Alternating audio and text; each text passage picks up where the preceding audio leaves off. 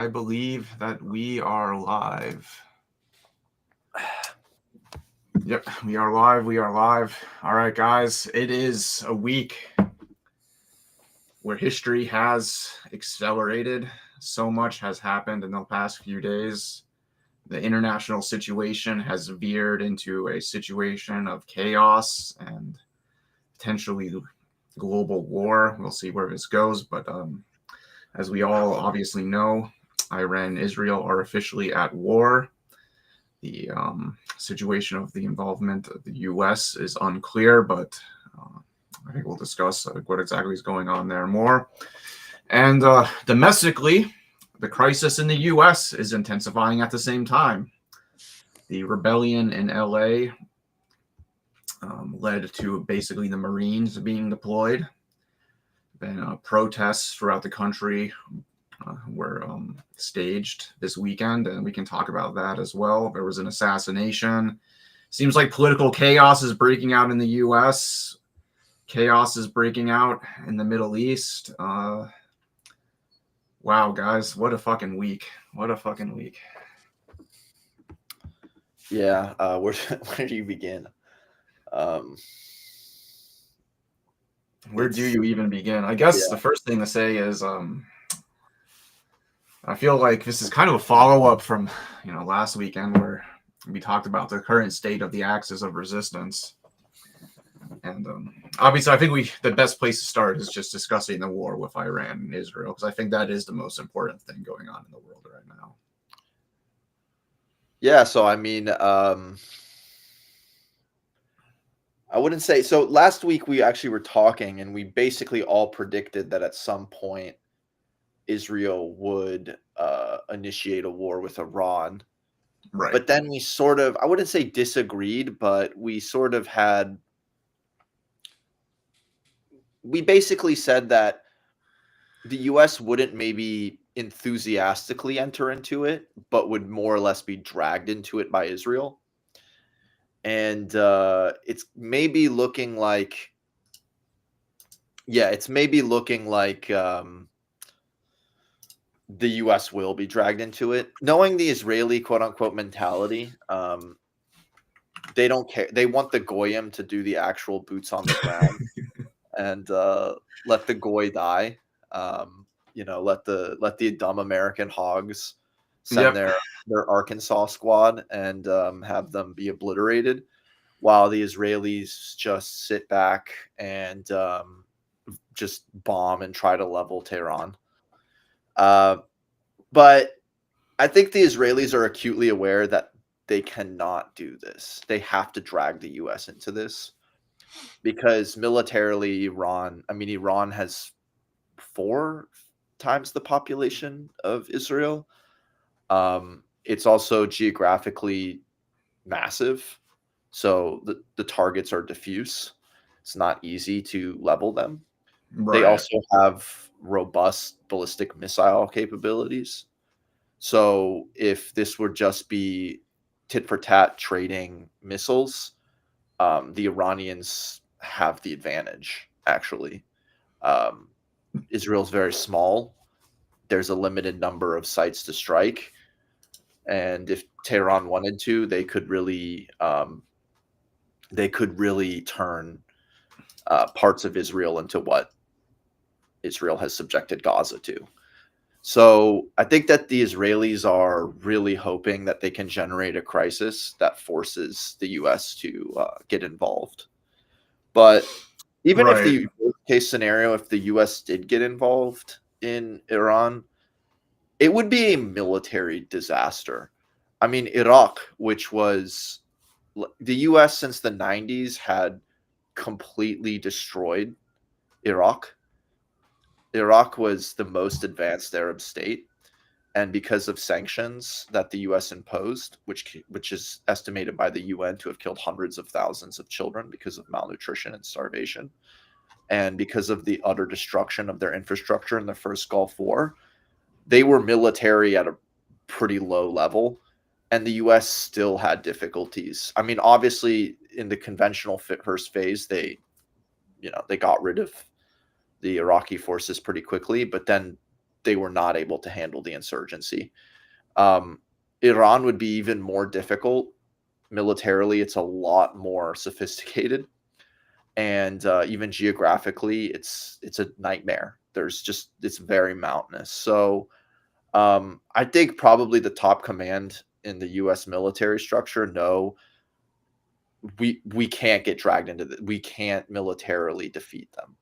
Yeah, I mean, Israel has nukes, which, by the way, Israel Hold on. illegally has nukes because they didn't sign the non-proliferation treaty.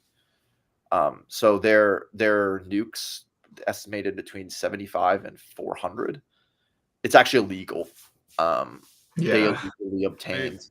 They have ambiguous. They don't say whether they have them or not. Yeah, but they I didn't think sign everybody knows. They didn't sign the nuclear non-proliferation treaty, which Iran has signed, by the way. Iran has also allowed inspections continuously.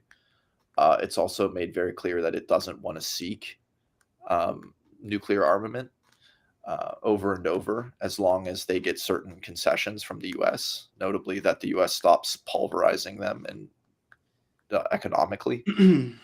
But yeah, so Israel illegally, obtained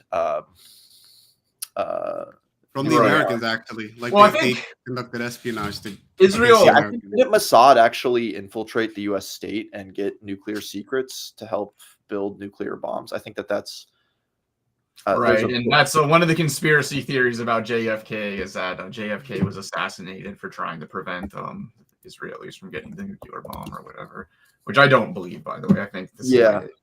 I was told, and I don't know how good this book is, but I was told that maybe some of this history has gone over in a book called Ghost Secret Spy Master James Angleton.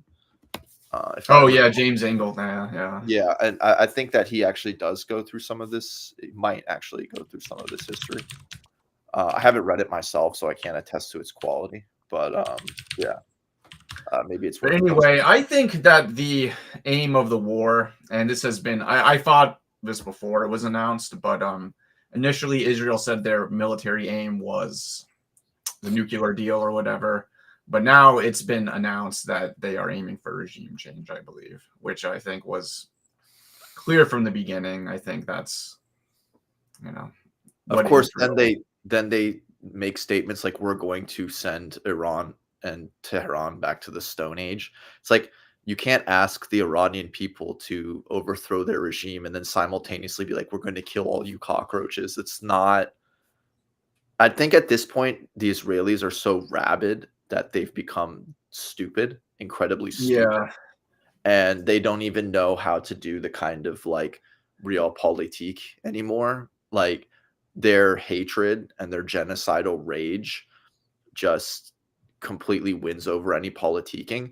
Yeah, this is just going to strengthen the support for the regime. Because there is a lot of hatred for the Iranian government, rightfully so. Yeah, absolutely. There's a lot to hate the Iranian. I mean, the Iranian government had massive protests against it not too long ago. Over totally legitimate causes because of how much it oppresses its own people over totally arbitrary bullshit. But the one thing that'll get people to support them is an invasion. Is being bombed by Israel. Counterproductive. Yeah, at this point, as I said, the Israelis' rage and genocidal hatred has gone to a point where all they see is red and they can't think through anything strategically. Well, I do think the Israeli government seems to think that they can drag the U.S. into a war by essentially initiating it first on their own terms. Yeah, I think the U.S. is already involved tacitly. I think that they gave them the green light.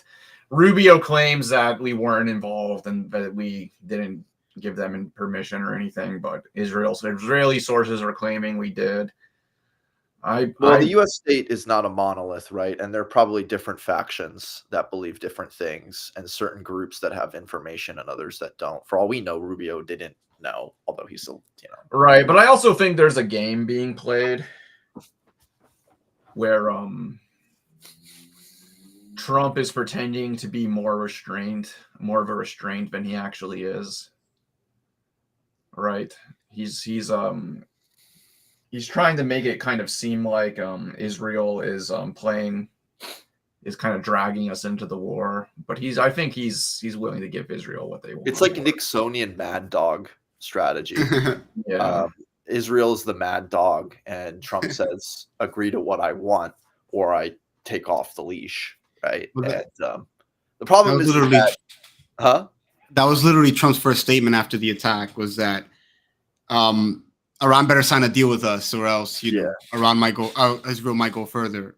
The other thing is, real quick, because it's an evolving situation. Apparently, Israel struck Iran again as of like 20 minutes ago. Yes. Yeah, they're let me see if I can find them. Yeah, they're playing with fire. This is not Hezbollah. This is not Hamas. Now they have the missiles that can break the Iron Dome, and they did break the Iron Dome. Yeah, I mean, they've struck even at this point, I think, Iran. So as of now, I read, and I think this needs to be confirmed, Israel's killed plus 70 people. I saw 128 people confirmed dead. That means hundreds wounded as well. I don't know how many Israeli civilians have been targeted. 3 or 4 dead, I've heard. Okay, well. Because they have way more, they have huge bomb shelters. They have... Yeah. They have preparations for these kinds of things. Probably Iran has been a little more restrained in the targets that it's hitting. That's just generally been the case in this. Israel indiscriminately bombing civilian areas, and people trying to respect something like the norms of war or national law. So, yeah, but I do believe that Iran will, or has probably bombed civilians and will target civilians as well. Oh yeah, no. I mean, just what because do you expect? What do you expect? What do you want them to do? Like, if one side does not obey at all the international law, as it's made abundantly clear in genociding, bombing, shooting, and starving an entire civilian population of children, of majority children, what do you want people to do? How do you want them to respond? Like, at some point, you're raising this, you have to enter into the barbarism, or else you'll be it is very morally fraught, and it's but it is the cold reality of military realism. Yeah, I mean, and it's something worth talking about. I mean, in another context, maybe a more historical one, but the quote unquote efficacy of targeting civilians, because it's the hypocritical opinion of all of the bourgeoisie and their epigones in this country that what is it, civil disobedience and and rejecting terrorism are effective, but you have to look at history to make those sorts of claims. It's a lot more complex, unfortunately, right? Yeah, I will say that like the reaction from liberals towards Israel getting bombed has not really been one of like much tears. There has not been a lot of sympathy towards Israel getting bombed from anyone, really. Like, I think a lot of very ideologically committed Zionists. It's very hard to have any sympathy at all for a normie. Like, obviously for people like us, like, we're not gonna like cry about Tel Aviv getting bombed, but like for people who like know nothing and just have like started paying attention, like they're not crying about Israel getting bombed, because how do you after what you've seen? Yeah, and Israel has like openly admitted that like they struck first. Yeah. So it's kind of like you strike first, you kill a lot of the command structure of the government. In the process, you kill a lot of their families in bombing residential areas. And then naturally that country retaliates. People see through it. They see through the lies. The majority do, actually, which is pretty great to see, because generally I'm kind of black-pilled about everything. Here, they really see what's going on, who is the aggressor. And it's... Well, this is why I think that it's going to be a tough sell to get Americans on board with any like intervention here. Even the ones that are sort of in the fence can see what's been happening the last year and a half. Thank God, the American military is like, thank God we got rid of draft. Like we have this professional, poverty drafted military. Well, if they would, I mean, I don't think they would, but if they would do a draft to try to save Israel, that would collapse this country. Like, I don't think this country would last more than a week. Dude, it would be LA times 1,000, and rightfully so. Yeah, no, I mean, I don't know how the American. I wonder what the American military command is saying right now. Like, how much Joint Chiefs of Staff or the top generals or whatever, what they think about the situation. I really have no idea, to be honest. Who knows? We'll have to look into that, to be honest. This clip of this Israeli politician next year in Free Tehran.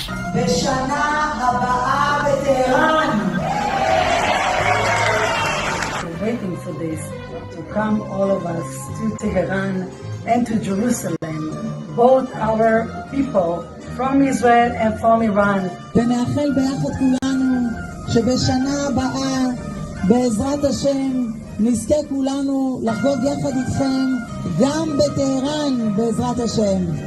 Oh my God. So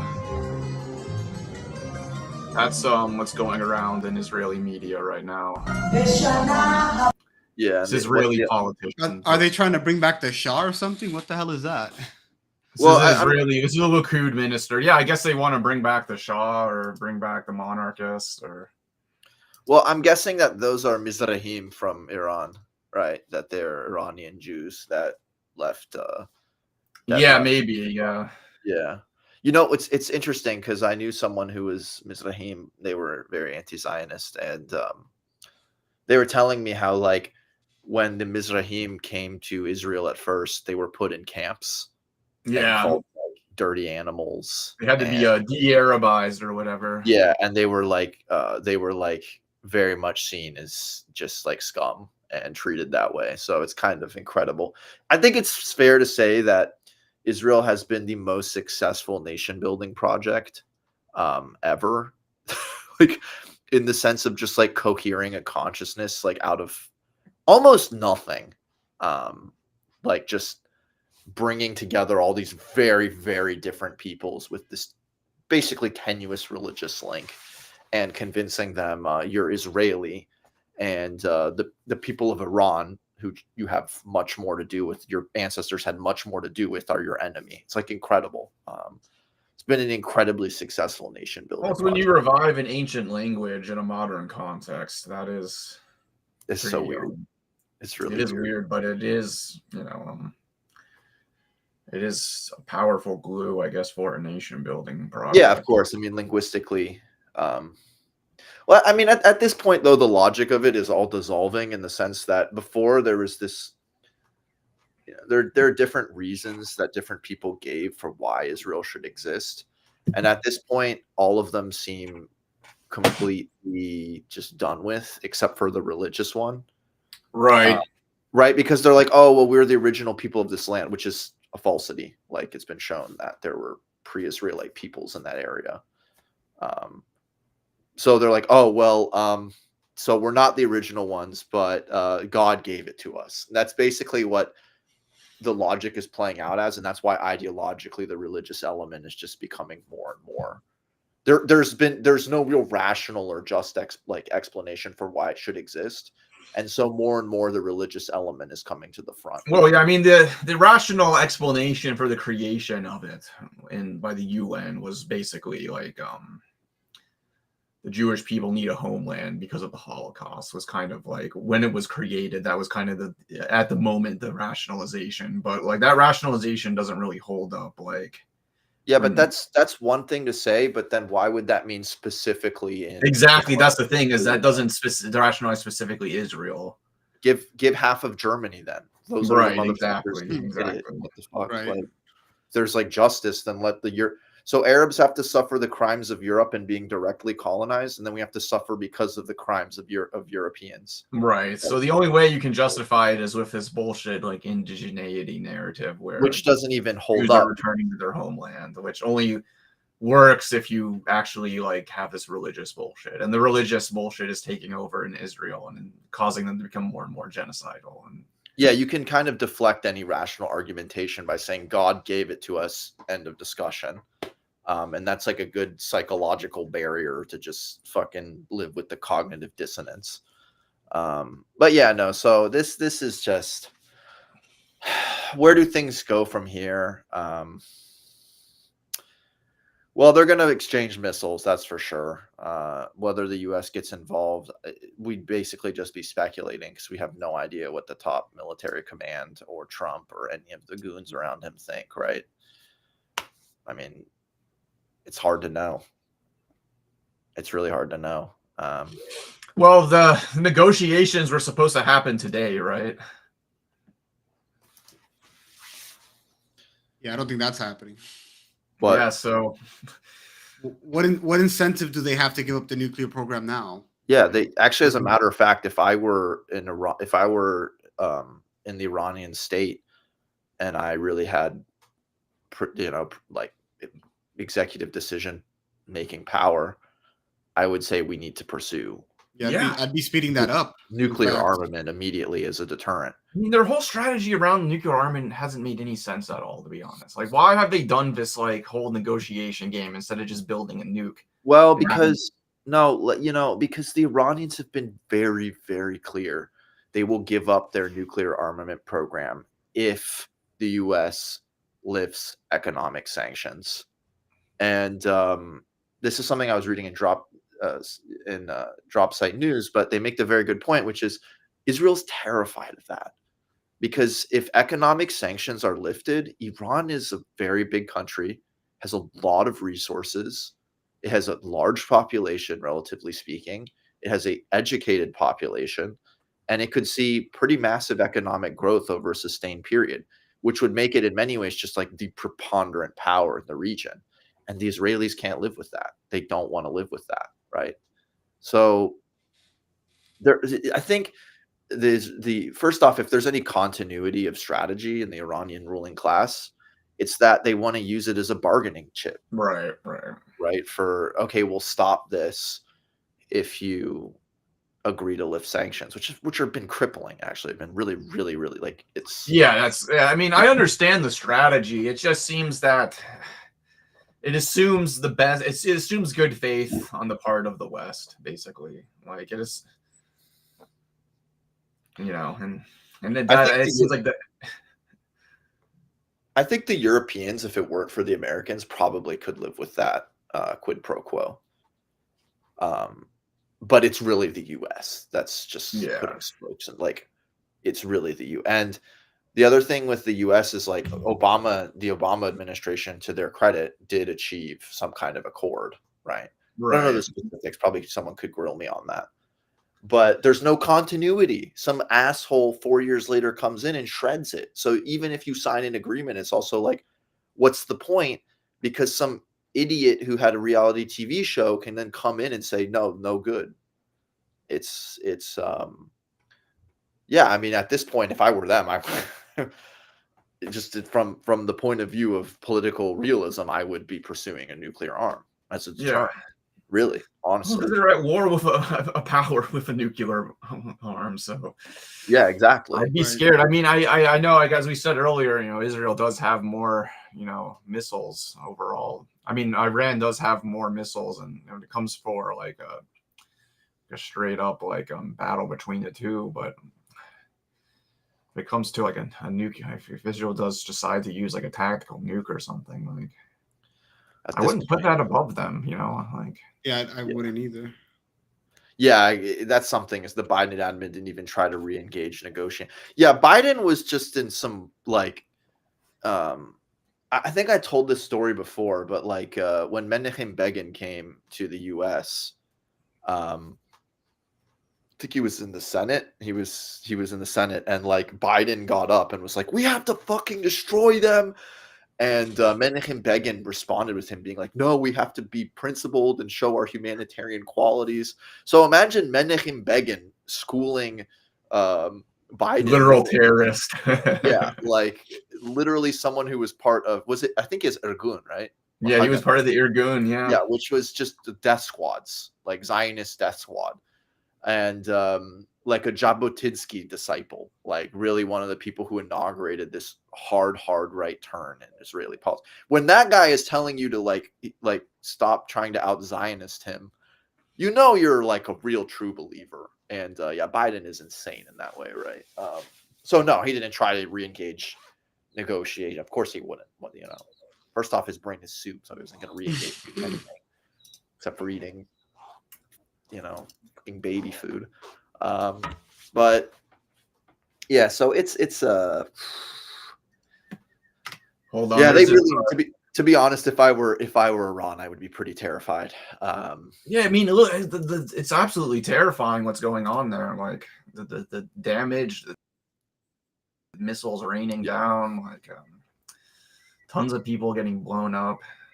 Yeah, and I think as we were saying, at this point, it seems like Israel has no compunction, and would they use a tactical nuke? Who knows? They need to pursue nuclear armament ASAP. There's no like, I feel like if Iran, like, because Tel Aviv is taking hits, they think that they're invisible because of their Iron Dome, and all of a sudden, like 2 days in, like the Iron Dome is completely ineffective, and Tel Aviv is like taking hits in a way that they didn't think was ever possible, and it's like a tiny smidgen, tiniest little smidgen of what they've done to Gaza. But even that, I feel like, is going to like drive them insane and put them into like a further. Yeah, they're already in a genocidal fury. So, and if Iran keeps this up and keeps bombing them, and the casualties keep going up, like I really do think that they're going to go into this. You know, and I think the Iranians are probably I think the Iranians are probably cognizant of that, right? They have limits. It's pretty clear. They backed off and allowed Israel to just genocide. Oh yeah, this is.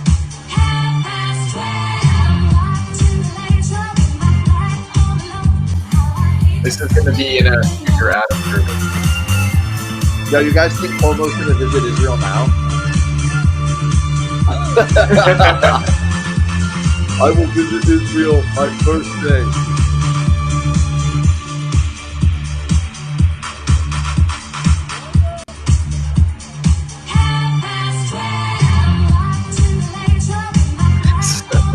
Well, that's something you're not going to forget about your wedding, huh? Yeah, that is a memorable wedding right there. Yeah, it is a good ABBA song. That is a good ABBA song. ABBA's pretty good, man. Yeah. So that was Lebanon. Just imagine like you're getting married and just watching that from Iran. Yeah, I think this is something that Americans kind of have a hard time understanding, is how people do continue their life despite the fact that the war is going on. You know, I don't think because Americans are, I don't want to say spoiled, because no one deserves necessarily to live in a war zone, but it's pretty incredible what human beings, how fast they'll normalize a situation. So even when Israel was just bombing the hell out of Beirut, people were still living there, trying to live their life, right? You know, going to the barbershop, cooking a meal with friends or whatever. It's kind of disturbing to see, right? People normalize how fast they come to normalize the situation. But yeah, so maybe we should move on. Maybe we can have someone on next week, an expert on Iran. I think it's worth discussing what is the political position to take on this war. What stance do we take as proletarian internationalists and Marxists? You know, it's pretty obvious. Israel is a genocidal ethno-state. It's expansionist and it's extremely aggressive. It's an arm of empire. And at this point, it's a totally unchecked, insane arm of empire.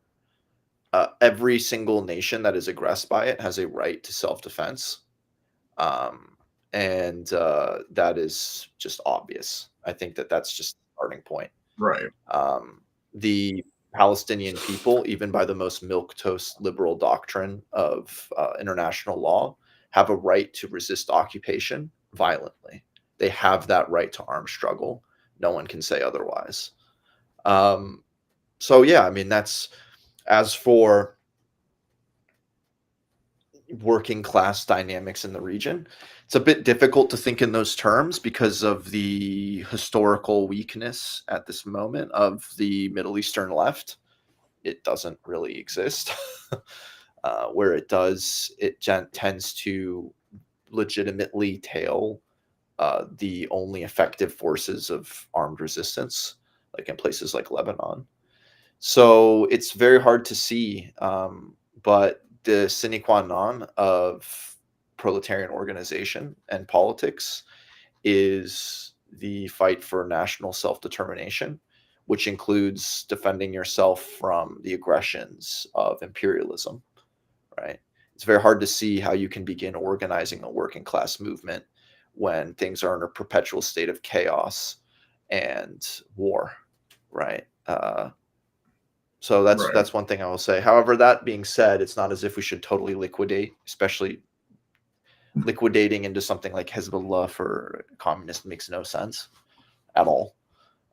You won't be able to fight for your politics. One thing I will say is that the struggle of the Palestinian people is a pressure point.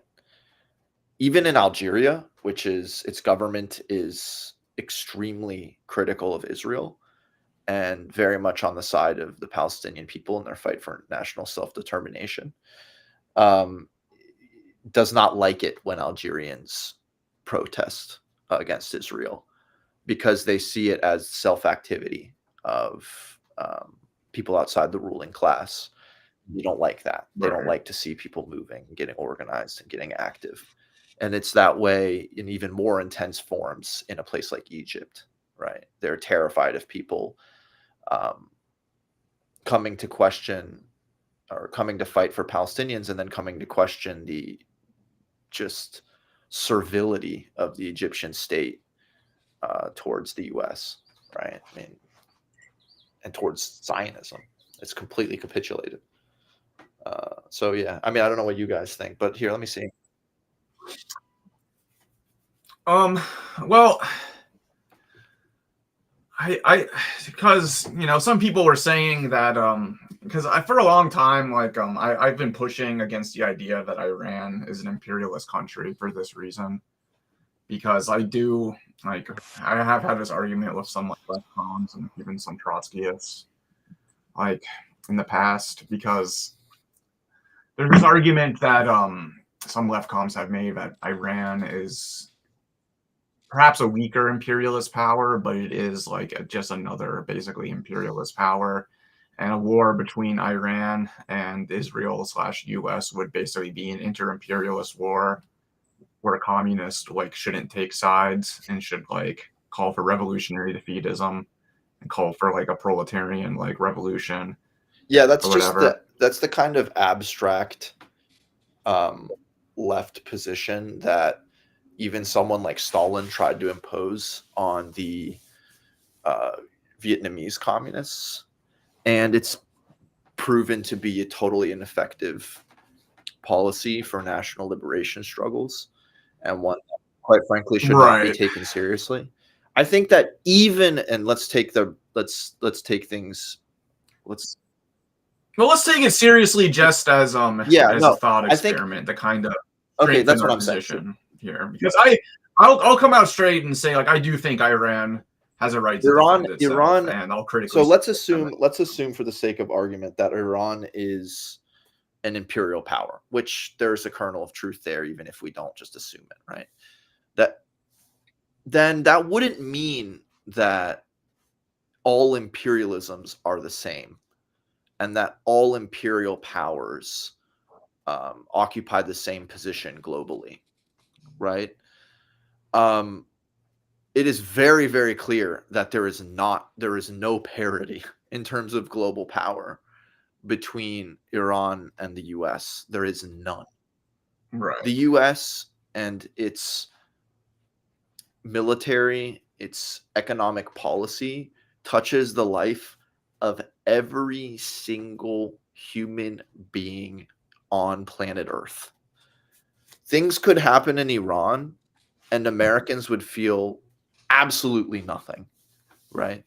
So the level of power is just it's completely different. The U.S. is the global hegemon for now. They're pissing that away. And Iran is at best a regional power, a regional imperial power. Right. And so even though you could say that it's inter-imperial, not taking the correct position in fighting against our government would basically be playing into the logic, I believe, of U.S. hegemony, right? Not being clear, Right. I mean, not being clear about who is the real agent here and who is reacting, right? I mean, maybe that's not the strongest. Right. I'd have to think it through more and flesh it out, but those are the beginnings or the sketch of an argument, right? Not all imperialisms are the same. Right. Iran is right, and I don't think Iran is economically strong enough to really be an imperialist power. Like, it does have regional interests, and it does try to impose those interests on other states, and it does oppress ethnic minorities within Iran.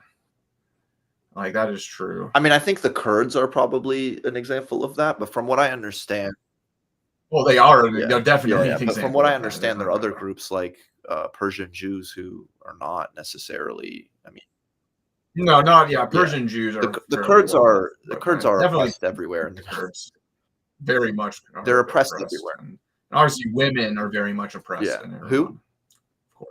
Yeah, women. No, I mean, and the Kurds are oppressed everywhere in the Middle East. It's not as if that's the specific fault of the Iranians, right? So, it's. Let me put this. But that doesn't make it an imperialist power. That's makes it an inter-imperialist war with revolutionary defeatism. Yeah, exactly. I think here actually revolutionary defeatism is the correct formula, even if it might seem a bit difficult to defend, but it is the correct position. We don't want to see the American ruling class defeat Iran, right? That also means. Yeah, no, we want the American and Israelis to be defeated. But first off, but I think, like, we want Iran to be able to defend itself. And the truth is that the American presence in the Middle East has been the single greatest destabilizing factor. It has turned the Middle East into fallout, like, actually. Anything that defeats that, which means defeating Israel militarily, is a good thing for the Middle East, because there needs to be a modicum of stability in the Middle East before it's for any social progress to happen, and there has to be before any organizing is possible, like any political organizing that's not just forming militias and shooting at people, right? So revolutionary defeatism also means hoping that the U.S. and Israel lose, because they are the single greatest destabilizing forces, and without a modicum of stability, it becomes very difficult to see how we can build a principled Marxist organization on the ground, even if the governments that remain are repressive, right? Right now, a place like Iraq is like, the only thing you can organize really politically is just fucking militias, from what I know, from what I can tell. You can't build a principled movement out of just war elements. You can't. The Bolsheviks had something in place before the Civil War, right? Yeah. But so it's I think revolutionary defeatism actually is called for here. Right. Well, there's dual defeatism, and then there's different types of revolutionary defeatism, right? There would be like a position of dual defeatism where we would want both sides to be defeated, like World War I style, where it's Germany and Russia going at each other in World War I, versus like World War II, where it's Nazi Germany versus the Soviet Union. Like, if you're a communist in Nazi Germany, you want Nazi Germany to lose the war, obviously, but you don't want Soviet Russia to lose the war. You're defensist or the Soviet Union. Well, there I don't think it's revolutionary defeatism at all, in a sense. Well, yeah, I think like in the Soviet case, it's a lot easier to defend them than Iran. it's pure defensist. Right. We are Americans. Much of, we're in the belly of the beast. Much of our goal is to put a stick in the spokes of the U.S. war machine, of the imperial machine. Iran does suffer because of U.S. hegemony. It is not in the first world. We hope to see them, quite frankly, defeat the U.S. I mean, really is the agent of chaos in the Middle East. I will say, though, I am skeptical about this war ending positively for Iran. Not to be defeatist, and I don't even know. Well, if I mean, let me put it this way: it will be very the U.S. might not be able to. It might not be able to fully neutralize Iran as a political and military force, but it can certainly create another Iraq there, which is to say, that's what I think. I think it's just going to create a lot of destruction and more instability and because chaos. That's literally all the U.S. exports to the Middle East. Right, and I realize, how everyone talks about how the IDF reads to lose. Maybe they do. Yeah, I don't know. They do, and I realize that because Deleuze has this concept of deterritorialization and reterritorialization, and I realize that is kind of what the IDF does. They deterritorialize, they create chaos, they break down boundaries, they break apart structures, and they create they blow apart the fabric of society, and then they try to recreate the region upon new lines that they re-envision. They re-territorialize, and I feel like that's kind of fits the strategy of the IDF in a way. I actually do think that there is some. They do read that. Well, stuff. I mean, breaking this. I mean, that is very much their goal, to break the sovereignty of a place like Syria or Iraq or something like that. Whether they care enough to reassemble the pieces, I don't know. Well, they want to reassemble the pieces with Israel as the hegemonic power. Yeah, which quite frankly is kind of going their way. There was a moment, as we were talking about in the last stream, where things might not have gone their way because they were fighting a multi-front war. But it seems like they got out of that moment, and they're very much cruising to be the hegemonic power. Yeah. Well, I realized Hamas was kind of doing that. They kind of deterritorialized the Middle East, right? And then it was up in the air about who was going to re-territorialize. Was it going to be, the Arab actors or Israel? And it seems like Israel is now taking the initiative, basically. But I honestly, you know about the Yinon plan, No, right? what is that? The Yinon? You don't know about the Yinon plan? Don't be flexible. Oh my God, dude. Once you know about the Yinon plan, this all makes sense. Hold on. Let me bring this up. Everyone needs to know about the Yinon plan, man. Oh man. You know about the Yinon plan, Joseph? Yeah, I have no idea what you're talking about. Oh my God. This is the Israeli plan of the Likud party they took up in 1982 during the Lebanon War. Once you know about this shit, it all makes sense, man. It all makes sense. Okay, zoom in. I can't see shit. Yeah. All right. Yeah. With the large text. Fuck.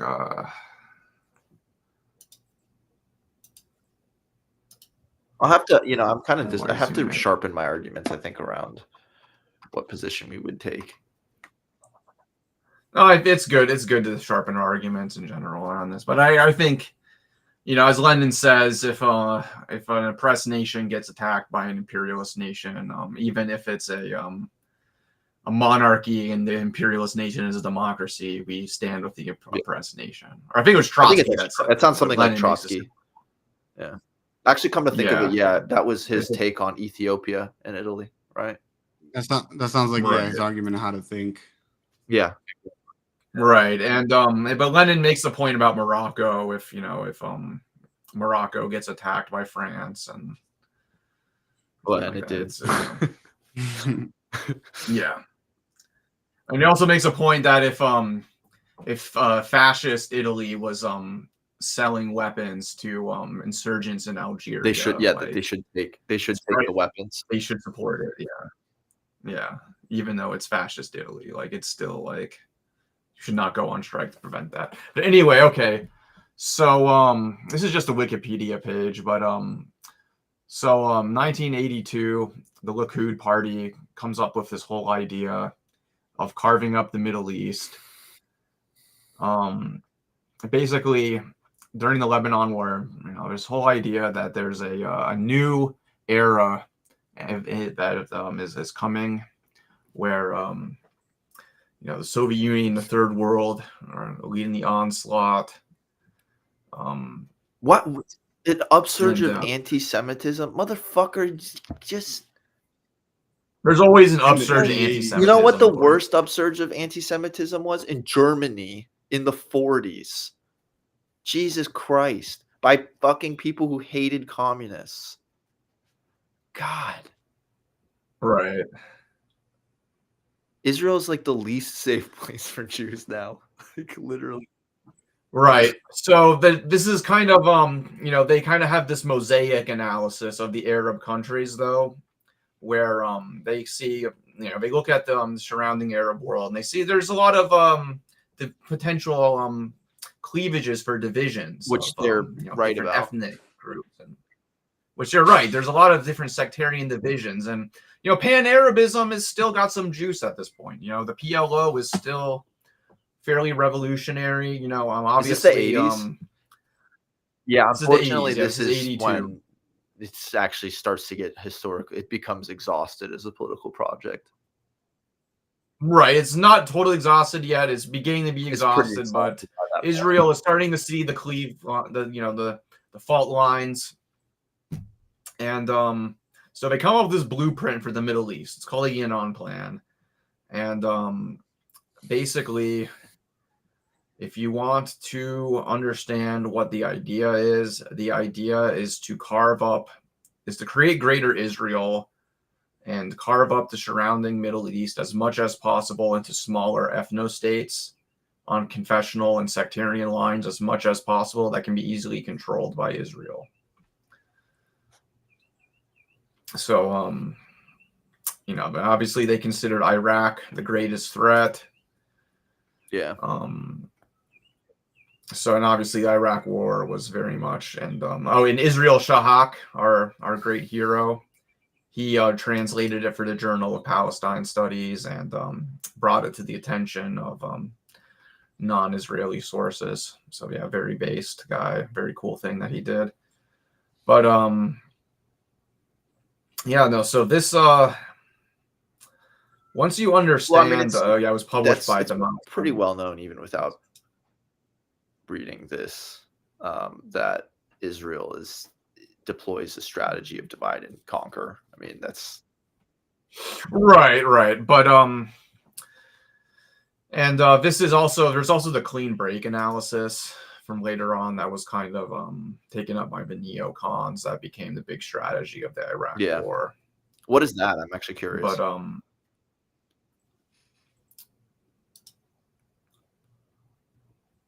it was from 1996. It was prepared for Netanyahu, and it was basically the memo to prepare for the war of Iraq. And this guy's just been around like just way too long. 96, Jesus. Yeah, and he says the thing, Netanyahu's been around for a long time, and he's very American. He has a long history of working in America. He was born in Philadelphia. In a suburb he's a very American guy. He's an all-American boy. He go eat a fucking cheese steak. Helped devise the whole war on terror strategy in the 80s, The world that we live in today is very much a creation of Netanyahu. So yeah, and rather than pursuing a comprehensive peace with the Arab world, Israel should work jointly with Turkey. Well, Jordan has always rolled back the fucking Israelis. Yeah, so I mean, so instead of pursuing peace, we got to go on the offensive against our main enemies. So go hard against the Palestinians instead of doing this, because they were still trying to do Oslo at this point, and also changing relations to the United States, stressing self-reliance and strategic cooperation, and also abandoning the land for peace whole thing, So this is all part of This is all part of Yeah, exactly. you know, how we get to the yeah. Israel we know today.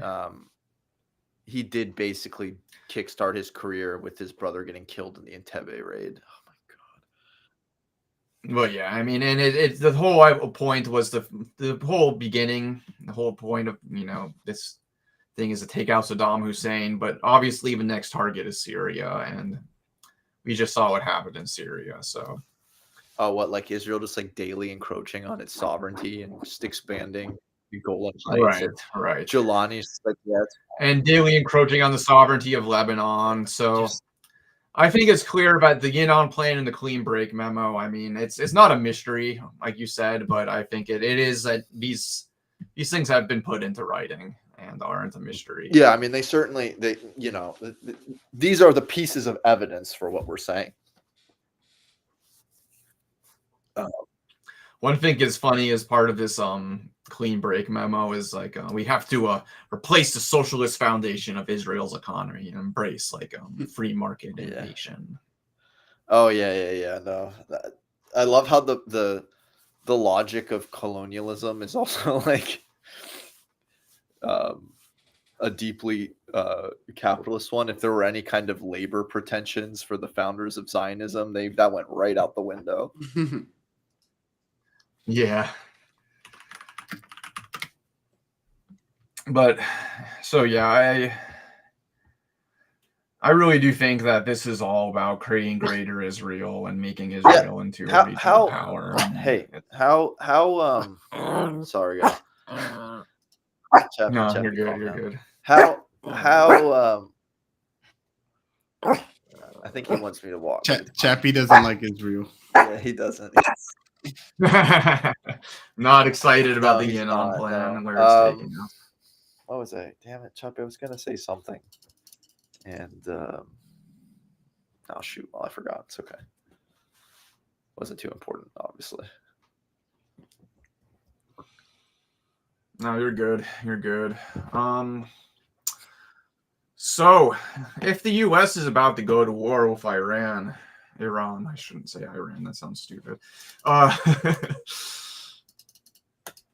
don't think we're very prepared based on this military parade that. Yeah, it was so bad. It's so you know he's going to fucking kill someone. You know someone is going to get fired. I haven't seen any pictures of this. It was empty though. Do you have? It was empty. Do you have? I'm gonna bring some stuff. Sorry, up, guys. Give me a second.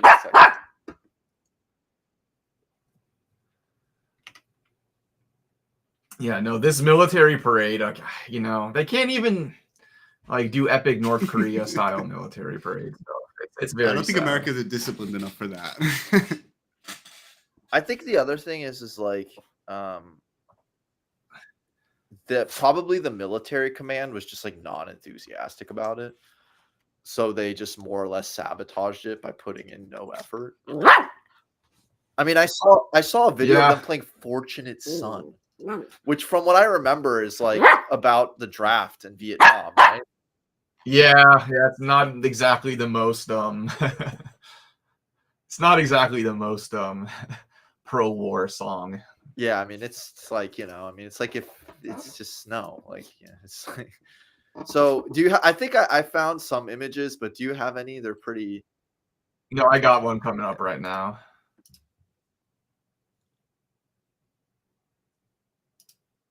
With the likes of Daniel Boone and Abraham Lincoln in their ranks. After the 9/11 terrorist attacks, Rangers were called upon to lead the way in the global war on terrorism. As part of the U.S. Army Special Operations Command, the 75th Ranger Regiment, based out of Fort Bragg, North Carolina, represents a lethal, agile, and flexible with the likes of Daniel Boone and Abraham. So that's just one. Bro, those clip. Tanks look old as shit. Are those like World War II tanks? I think the point was that they were supposed to like go through the era of the U.S. military. Yeah, I think they're supposed to be old. But yeah, the Part of marching the is just U.S. not Army very Special impressive. Operations Command, the 75th don't Ranger look like Regiment, you're, based out of Fort Bragg, North Carolina, they're not even represents a marching. lethal, agile, and They're not flexible with the likes. synchronized, bro. They They're don't just even walking. walking. That's not a proper march. They're just walking. I They're not know. synchronized. So yeah, it's not really. Like we marched more in synchronization when we were in Boy Yeah, dude, Scouts. for real. Yeah, no, that's bad. So that's So, one clip. someone Let me find more stuff. There's a Someone lot of juxtaposed the Chinese military marching, so you can get the difference. Shit, even the French, dude. yeah. Let me find one Even of the that. French. Have you seen like their epic ass like marches like on the like Champs Elysees, like underneath the like Arc de Triomphe? It's crazy. This is really It's really not that good, huh? Also, there was like no one there. This is a little bit more synchronized, I will say, but just wait. Special thanks to our sponsor, Coinbase.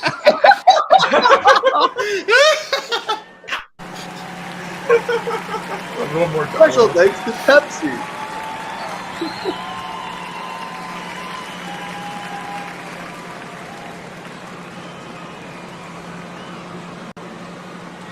Special This is thanks so to our shit. sponsor, Coinbase. Oh man, no, we gotta someday we gotta have special thanks to our sponsor. Yeah. OnlyFans. Hopefully, one day we can maybe get I mean, not that one, but get sponsors. But I don't know who the hell would sponsor us. Not Coinbase, that's for sure. No, not, I don't think Coinbase is Wait, the sponsor we want. But Carlos, is Coinbase like?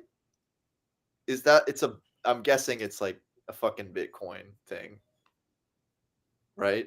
I don't. Is he there? it's crypto. Yeah, it's a Yeah. cryptocurrency. Yeah, thing, it's a yeah. crypto. Okay, I wonder if it's like a good one or something. Yeah. Yeah, they were rolling out Shermans and pens. I get it's probably an army in there, but does it exactly project strength? No, it really does. I don't know what the hell this was supposed to be about. Oh, Palantir! Wow, what a surprise. Yeah, I saw that Palantir was a sponsor. Yeah, I'm sure now they're regretting it because it was so shit. I was thinking about going just to like, just kind of like investigate and see what the fuck it was like. But then I was like, nah, I've got other things to do with my Saturday. I'm not going to waste my time. But it was so pathetic. There was also no one there.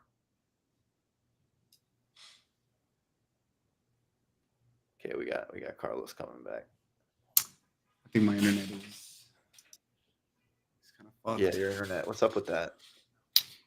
Well, you know, that's what monopolies, right? Yeah. You can only get one internet provider. Yeah, it's not good. Well, yeah, there was like no one there, dude. I'm trying to find some. Let me try to find because I found one clip that was actually really funny. I need to just look though. Oh, here's another good one. This is them showing off the drones. Oh god, this is gonna be good.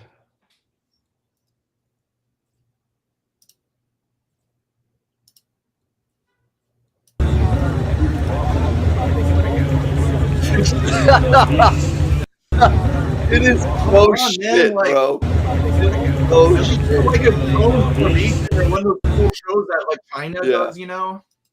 Bro, can you put on like a North Korea march or something? Yeah, hold on. Let me find something. I'm trying to find because I found I found a really funny video.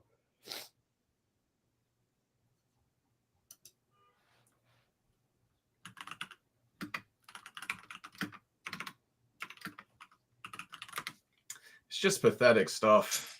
Just very pathetic stuff. Wait.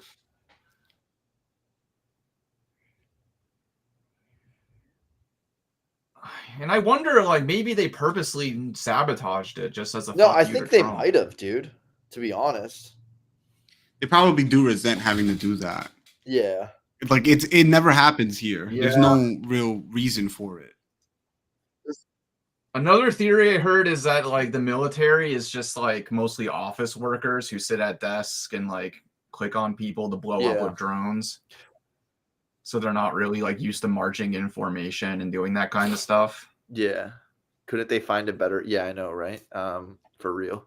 The other thing is like I think at this point it's pretty clear that the U.S. military is actually its capacities are deeply eroded by just the parasitism of contractors. It's gone to the like honestly, like the U.S. spends a trillion. What is it? Trillion a year at this point. They failed every audit. I think it was like one audit they did from the 1990s. They lost like $11 trillion. Just $11 trillion just evaporated. No one knows where it is. I mean, all of that is just like in many ways has been the effect of just contractors. They actually have an incentive to make sure that the military does not operate efficiently and that they can just keep asking for bigger and bigger contracts with no competition. So in that way, I think that this might be like a reflection of just how like the sclerosis and sickness in the U.S. military, that it's just been eaten by capital. It's just been gobbled up by capital and just this big fat goose that's just like wheezing and dying and can't do anything. So yeah, and plus you've got also like reliance on people like Eric Prince and all these different now imagine if like like Blackwater did a march. It'd probably be a lot tighter. Or if like fucking Northrop Grumman or whatever did a march.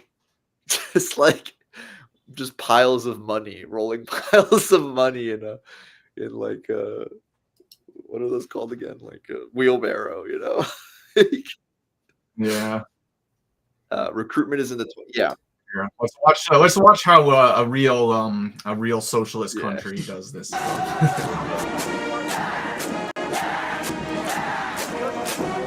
Damn, bro, they got those karate kicks. That's sick, dude. Like that was like a straight front kick.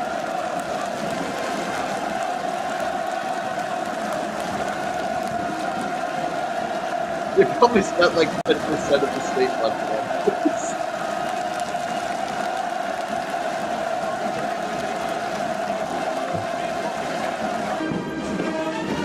Holy shit!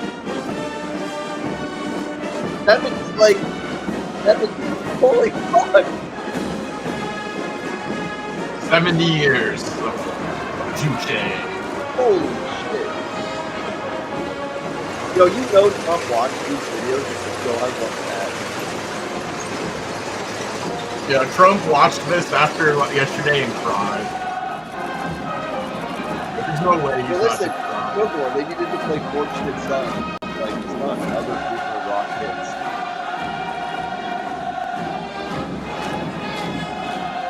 This is crazy, dude.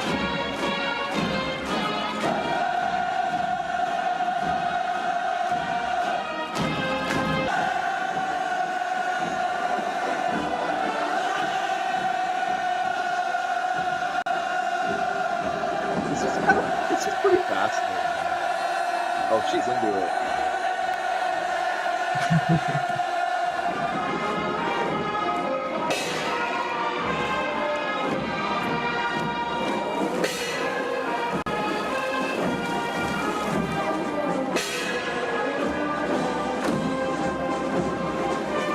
Who knows what the DPRK military? No one knows. I don't know anything about it. Yeah, I mean, I imagine so. Because it's not like they're busy fighting a war right now.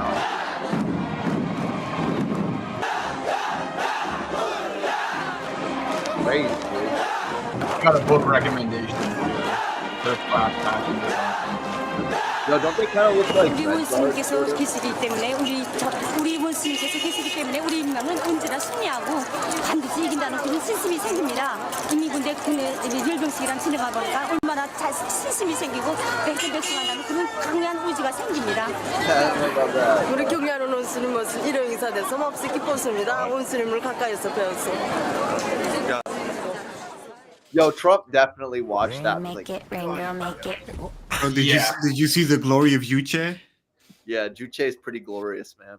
I mean, if I was in a country like a DPRK where I was worried about getting invaded, and I'd feel a lot more confident after seeing that than I would after seeing what was on display. Yeah. After that Trump parade, I don't think these guys could win a war with a paper bag, honestly. Yeah, no, it was really pitiful, but kind of perfect, sort of. Honestly, it was the quality of the parade probably did more for Trump's like morale than all of the protesters in all of the cities. Sponsored by Coinbase, just to remember what you're dying for. And Palantir, man. They're dying for Coinbase and Palantir in Bro, Israel. you're gonna die in the mountains of Iran, like in the cold fucking mountains of Iran. You have to remember, I died for Pepsi. And it was crazy how, like, after Israel started bombing Iran, every fucking American chud politician tweets out simultaneously, "Pray for Israel! Pray for Israel!" It's like no one forced them to bomb the. They forced us. They forced us. They were going to build a nuke. It's like, they weren't.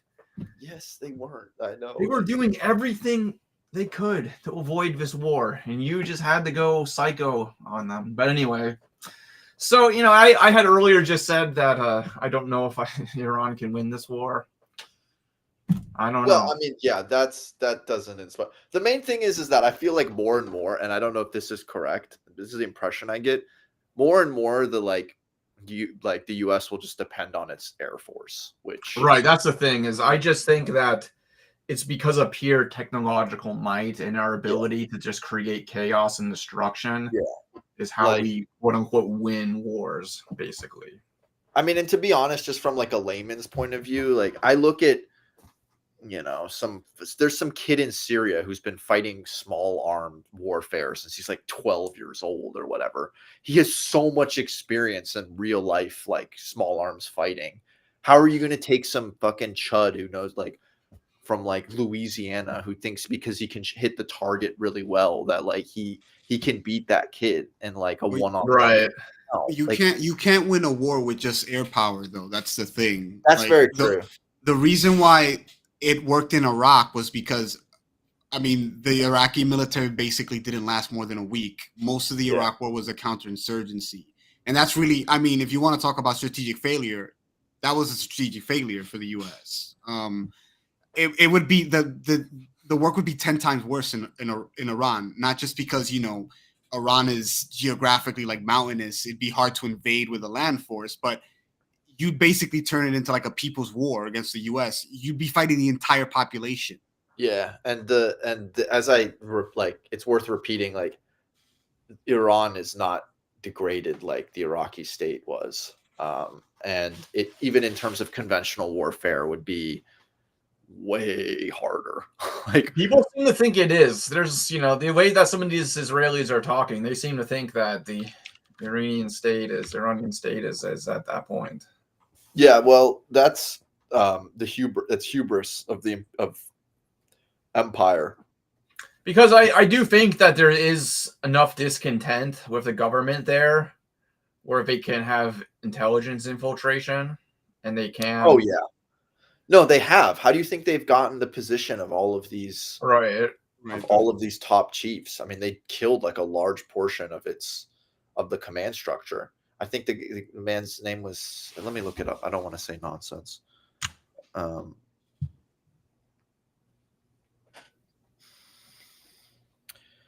Yeah, Hussein Salami, commander-in-chief of the Islamic Revolutionary Guards Corps. That's like they basically killed like the top general in the country. You don't get that information from Google Maps. Oh shit! Rob Ashlar just asked if he could join us. Sure. Yeah. Get him on. Yeah, let's get him on. Hold on. Let me. I'll be right back. I'm gonna grab something to drink.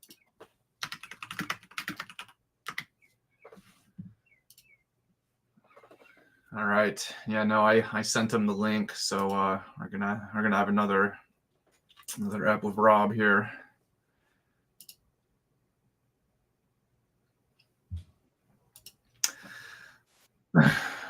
But yeah, so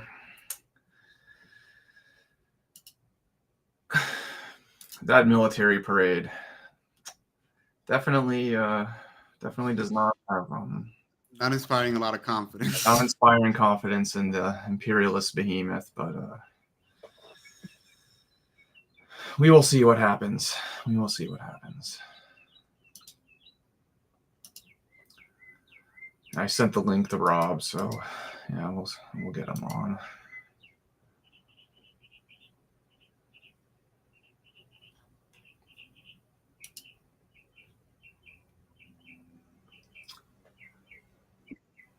All right, here we go.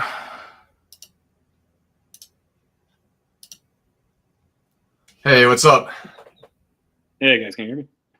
Yeah, we can hear you. Right. Yeah, no, I mean, like. So yeah, give us your take on what's going on so far. I think you guys have probably I jumped into the stream like 20-ish minutes late, so you may have already discussed this. But I think I'm pleasantly surprised by like how Iran is responding to Israel. Given like last week we had a very dismal discussion. Right. And like when Israel like opened up its onslaught, there was a full 20 hours where like Iran just straight up did nothing. So I was like, oh, this is like Hezbollah again. Like they're just gonna get fucked. Which, so I was dooming. I still think that like, but then they seem to have like rallied and like gotten their stuff together.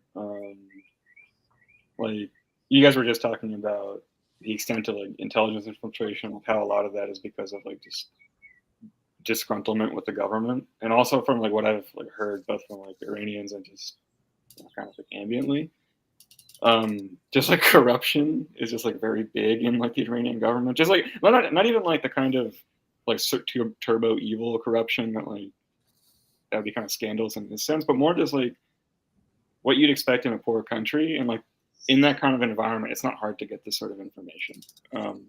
Like it would be tougher to get this in a place where there's like more robust systems of like clean dealing, so to speak. But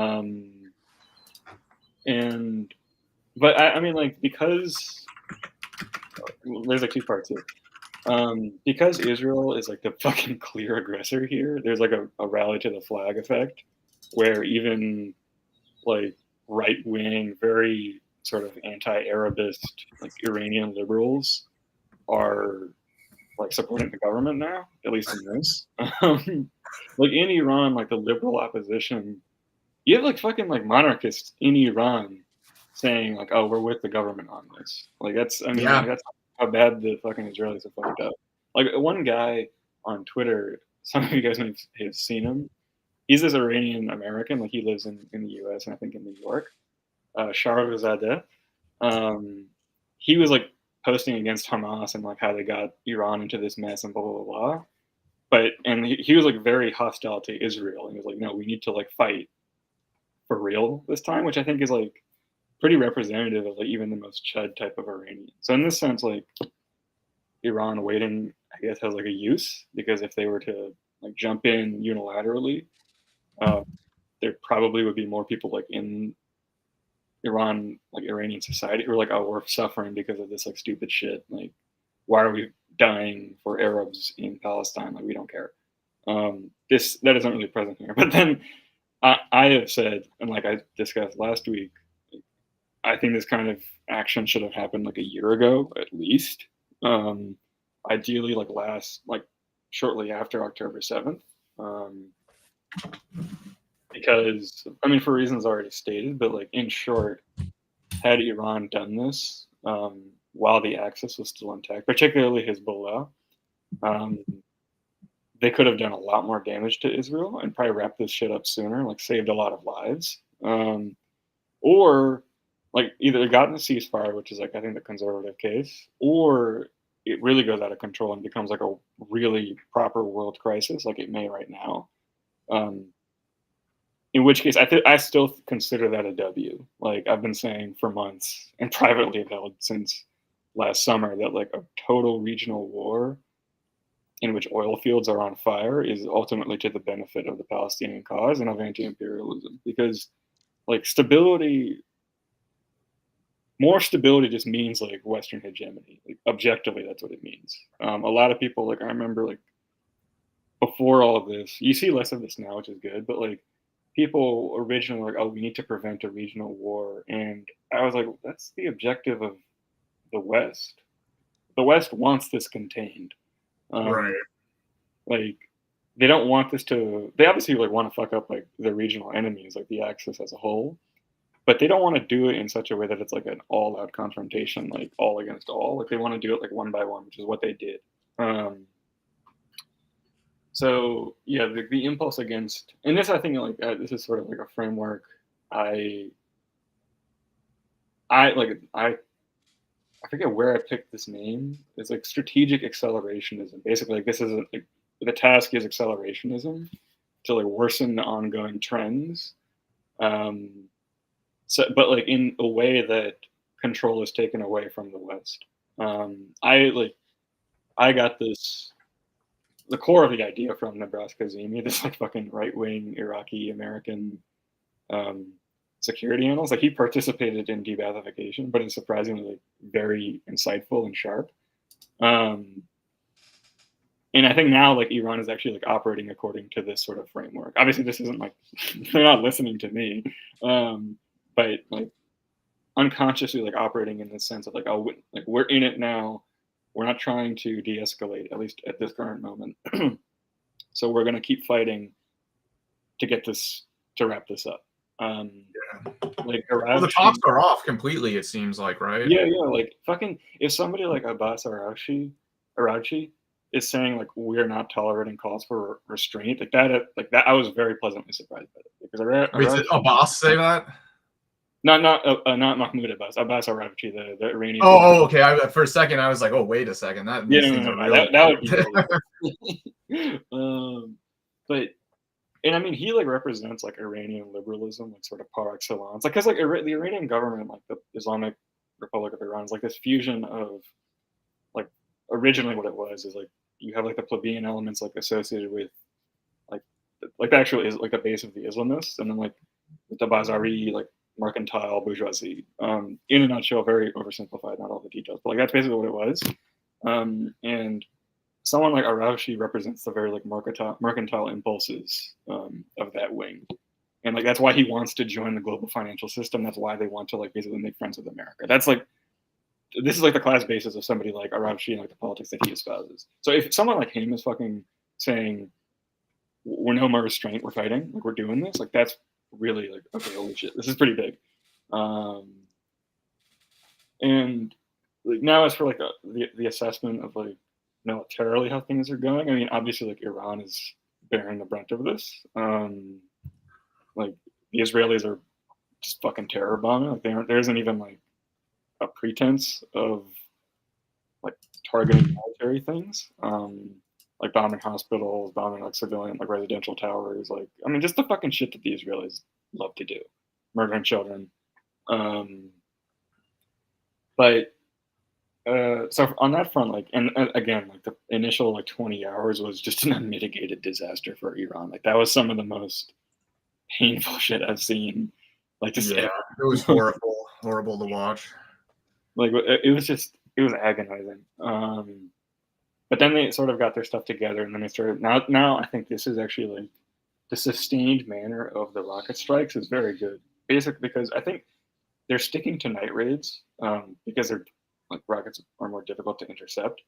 But I would suggest doing armchair generaling to just do it like if like during the day as well, if maybe at a lesser pace, but to keep the Israelis like constantly like in shelters, like around the clock, because again, like as we discussed last week, the whole premise of Israel is like you're a first world country in a third world region, and like you don't bear any consequences for the ridiculous shit that you support.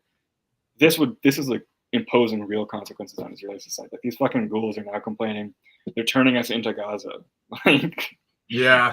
No, like first off, they're not. They should be, but they're not. And second, like good. Oh, they're acting like it's the apocalypse. It's just the smallest, little, tiniest bit of fucking, pain compared to what they put Gaza through, and they're acting like it's fucking. Yeah, and I mean, like this alone is like pretty like that shows how low the pain tolerance is in Israeli society, and also the lack of compassion. Exactly. Yeah. So like with like those two things like make it pretty easy to like I think if Iran keeps up the pace, the Israelis will continue escalating. I don't really think they're gonna do this whole like off ramp shit. Like the fucking apparently Trump vetoed Israeli plans to assassinate Khamenei. Which Yeah. Like, what are the sources though? What's up? The source CNN reported it, Reuters reported it, and then Ynet reported it. So like at least that's the story that was told to the press. As far as we know, like that's just cover for trying to create the narrative that they're not totally working together. And I think that's bullshit. What like my interpretation of that was first, there definitely are plans to kill Khamenei. They're going to try it. Second, I think the Americans probably knew, and they said do it at a later time. Don't do it now. Like I don't think the Americans are like, yo, we need to exercise restraint and like respect stability. At this stage, like what, like they don't give a fuck. But again, like, I think the barrage of rockets, the nightly barrage of rockets is good. I think it should obviously escalate. They need to like really target civilian areas, which they are, which again I was very surprised about. I did not expect that. They're like hitting residential towers, like I thought yesterday they hit Haifa oil refinery. This is all stuff that they need to be fucking doing. Like the whole Axis like bullshit of like discriminating between military and civilian targets. Like there is no such thing in Israel. Like this is just a giant garrison treated as such. Now as for like where do we go from here? As I said, I think Israel is definitely going to continue escalating. They're going to continue the aggression. They are like currently, I think they're at the advantage because like they're still the ones. They're the proactive ones still. Like they're still like setting the turns and like the pace and the scope of the conflict. Iran is still in a reactive position, which I think has been their biggest issue since the beginning. They haven't taken proactive action. I think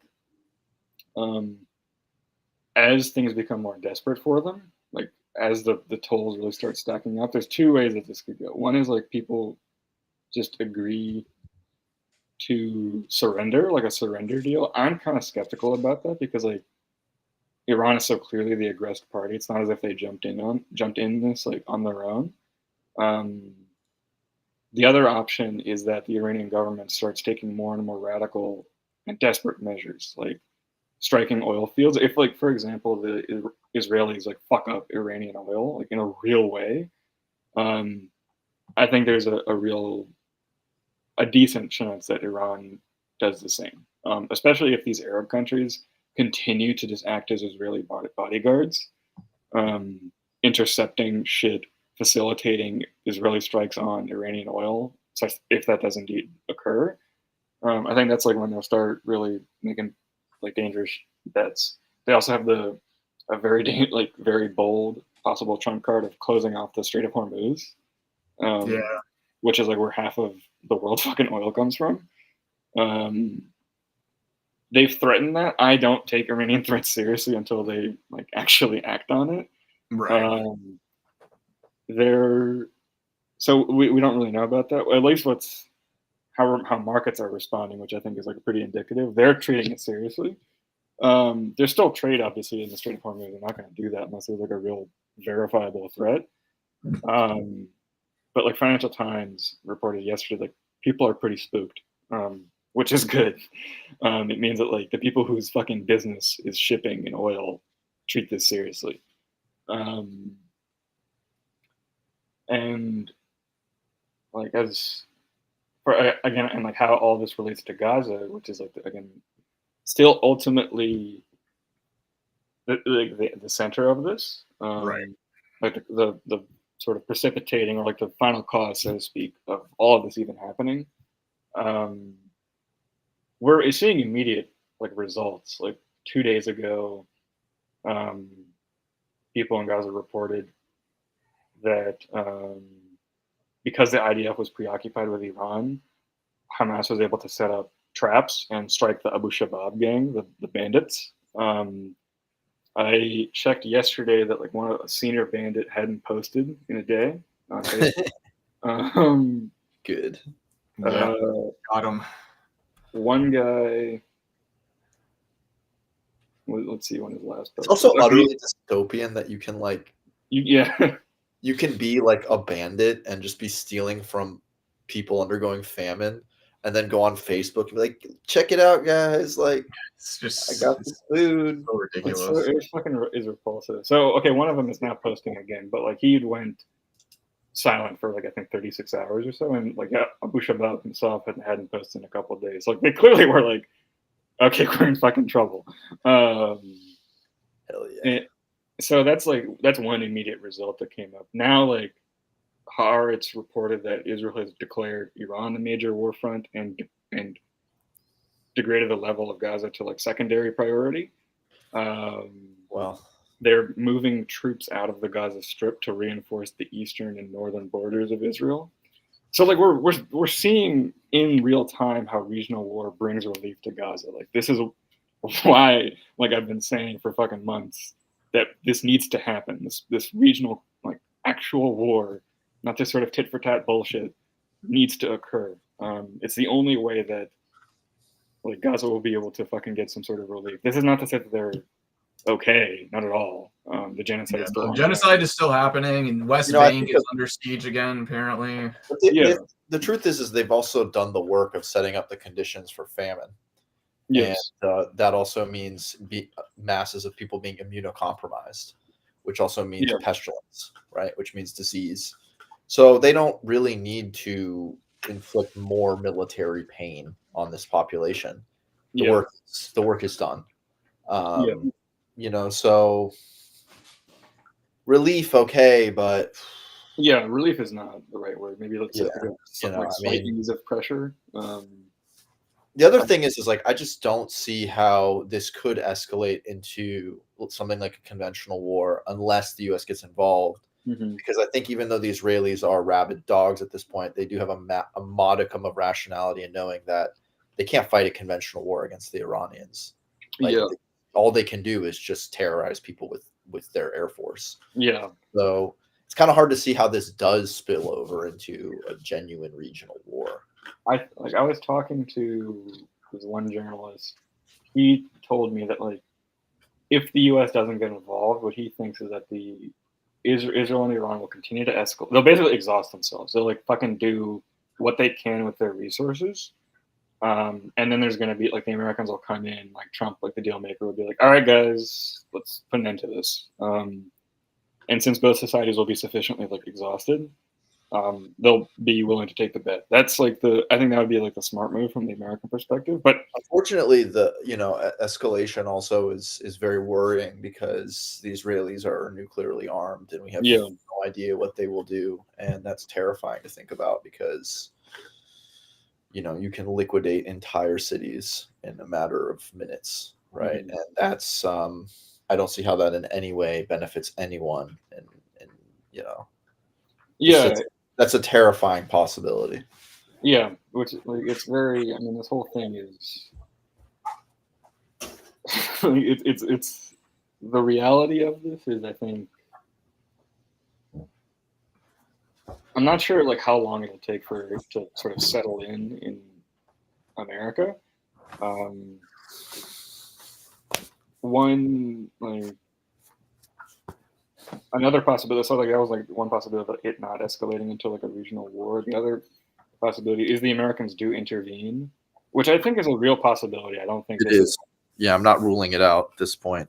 Like I think it's more likely than not, to be honest. Because that's Joseph, I think you were the one last week who was like, I could definitely see that happening, and I'm like, nah, it's not gonna happen. No. I didn't mean to speak that into existence. Yeah, now I'm fucking like eating crow, bro. I think at this point it can't be ruled out. But we were talking about earlier about America's military preparedness and enthusiasm. Yeah. Oh yeah. I also wanted to like briefly touch on that. You guys are like the American military, like the state of it that parade is pretty emblematic. But honestly, I would say like the parade, it shows a better picture than even the reality. Like that fucking That's good to know. That's good to know. I was saying that the true image of it would just be like a bunch of like fucking Northrop Grumman guys just pushing wheelbarrows full of cash. Yeah,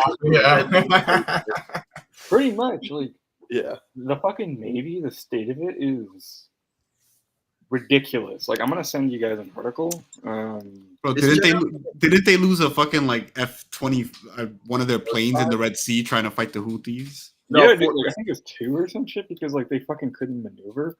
Like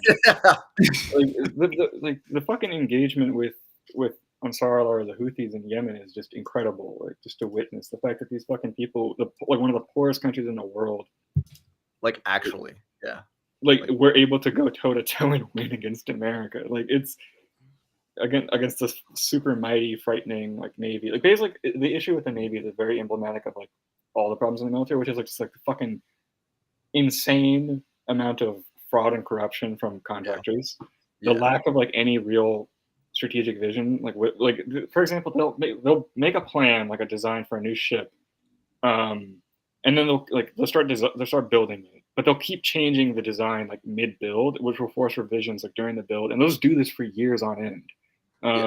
Instead of building like a reliable, like a proven like ship model. And the reason for this, like it makes no fucking sense from a national security perspective, but like it's good in terms of the theater because it shows like obviously there's a lot of money, and then second, if your job is to project strength and constant innovation, this is like it gives the image of that because like, oh, we're always designing these like new snazzy wonder weapons. Whereas like, you know, in a place like Afghanistan, you could use fucking propeller planes, and it would be like that's like the extent of what you really probably would need. You know what I'm saying? Like, just like hitting like mountain positions with like F-35s. Like it's like fucking, you know. So and like the Air Force is like the last real, in general with the West, like is their last real like actual weapon that can do something. It's the SS, you know. Yeah. Like it's the commandos, so to speak. Yeah. Everything else is just like you guys mentioned Iraq earlier, and that I think is a really perfect example. Because the decisive factor in like the Ba'athist government's collapse was the Air Force, like land operations. When the coalition invaded, the army actually like did as bad as well as you could expect. Like I mean, like given what they were facing, like their fucking circumstances, but it was like the fact that like there were constant coalition air raids that meant that like we're not gonna fucking deal with this. Like we're just gonna like a bunch of soldiers like, all right, fuck this, I'm deserting my position and I'm gonna regroup later on as an insurgent. And I heard that because I had a friend who's, you know, a comrade who ended up like radicalizing because he was there in the invasion of Baghdad. He also told me that like the just fuselage of artillery was just like terrifying. Like even him spectating it, you know, was like just terrifying. I can only imagine, you know, like that's the thing, right? With like the terror of air warfare, it's like when you're the victim of it, you're literally like it's God. I can't. Yeah, it's a terror campaign mostly. It's like you're literally like it could come at any moment, any second. I could just be obliterated. I think like Gaza has really done like the genocide in it, like because it's so live streamed and like the images are constantly coming out. It's really like shown everybody like what the reality of air warfare is. Like when America says like, oh, we struck so-called terrorists in like Afghanistan or Iraq or Yemen or whatever, like that, this is what this means on the ground. Right. It's this fucking like insanely evil, almost like act of God kind of like playing with lives. It's psychological torture. And I remember reading I forget where, but reading about Pakistani children talking to a journalist. We don't like blue skies, which is like, and the journalist was like, wait, what? Like, it's beautiful, like a beautiful day out. And they're like, no, because that means that the drones have a clear shot. Like that's the kind of psychological torture that it is. So like that's like one of the biggest. That is the West's biggest weapon. But like when you like maybe that'll be enough against Iran given the seeming like lack of or highly degraded state of like anti-air defenses in that country. Like the IDF says that they have like free movement over Tehran, which I do believe. There's not really footage coming out of them shooting shit down in Iran. Yeah. But like when it's against a real fucking country like China, like the U.S. is like we can sort of project how America would perform by looking at like the Ukraine war, because initially Russia and Ukraine used jets, but because both have extremely advanced anti-air systems, they realized, oh, we can't do this because like we're just spending fucking billions of dollars and who knows how many lives sending our boys up in the sky and for them to be shot down. So that's why the Ukraine war has shifted from air bombardment to like fucking World War I style, like endless rolling thunder, like artillery fire, and like hitting people with fucking drones. Yeah, like those are the two trunk rides. And like if the U.S. like doesn't have the industrial apparatus to produce the kind of artillery needed, like not let alone for China, like even for Iran, like to actually get shit done. Like the state of the industrial apparatus in this country is fucking ridiculous. Like it is insane how wholly inadequate it is. Like it took them 2 fucking years to get to the point where they could produce 40,000 like artillery shells of like one kind, and like Ukraine uses 8,000 per fucking day. Doesn't like DPRK produce like way more? And yeah, they like any fucking somewhat reasonable country would be able to produce more than this shit. These people are like, because they think that they can just play God with drones and shit in like aircraft, that they can just win anything. Yeah, that's no. Also, the other thing that like we were talking about the reasons for America's military ineptitude. You also need a great idea. Yeah, you know what I'm saying? Like a people animated by a fierce idea will fight to the bone. And Americans, I think unconsciously, all the troops know, like, I don't want to die for Pepsi. I don't want to die for Coca-Cola. I don't want to die for Coinbase or whatever, Like that, I mean, that's just so fucking sponsored by Coinbase. Exactly. So it's like there's no animating idea. Which like in this issue is like fucking at least 30 years old. Like there's this amazing BBC clip of U.S. troops in Somalia during like what turned into Black Hawk Down.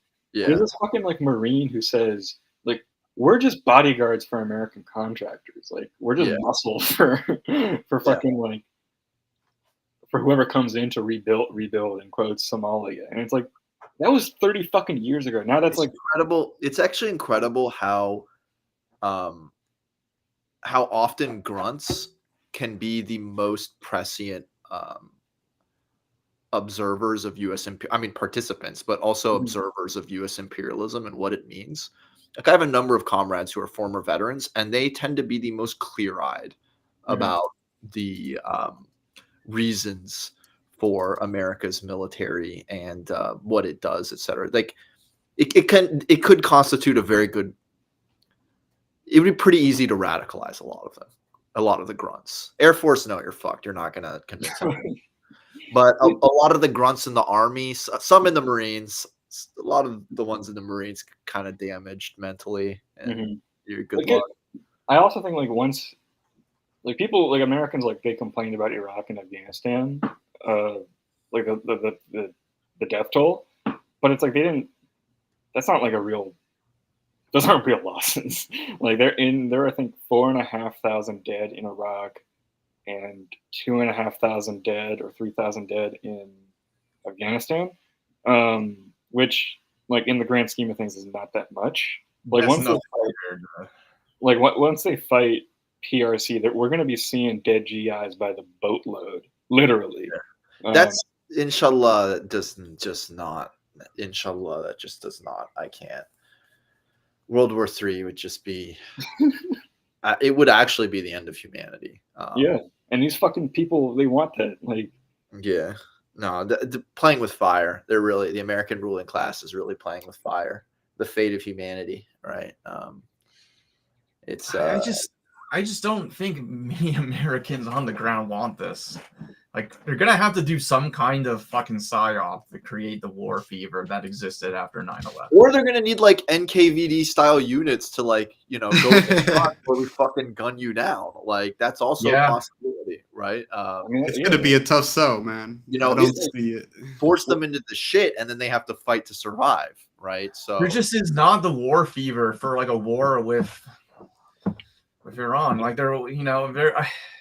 I feel like it would have been easier to sell Americans like a war. It would have been easier to send American troops to Ukraine. Like, I feel like a solid third of the population is like anti-Israel.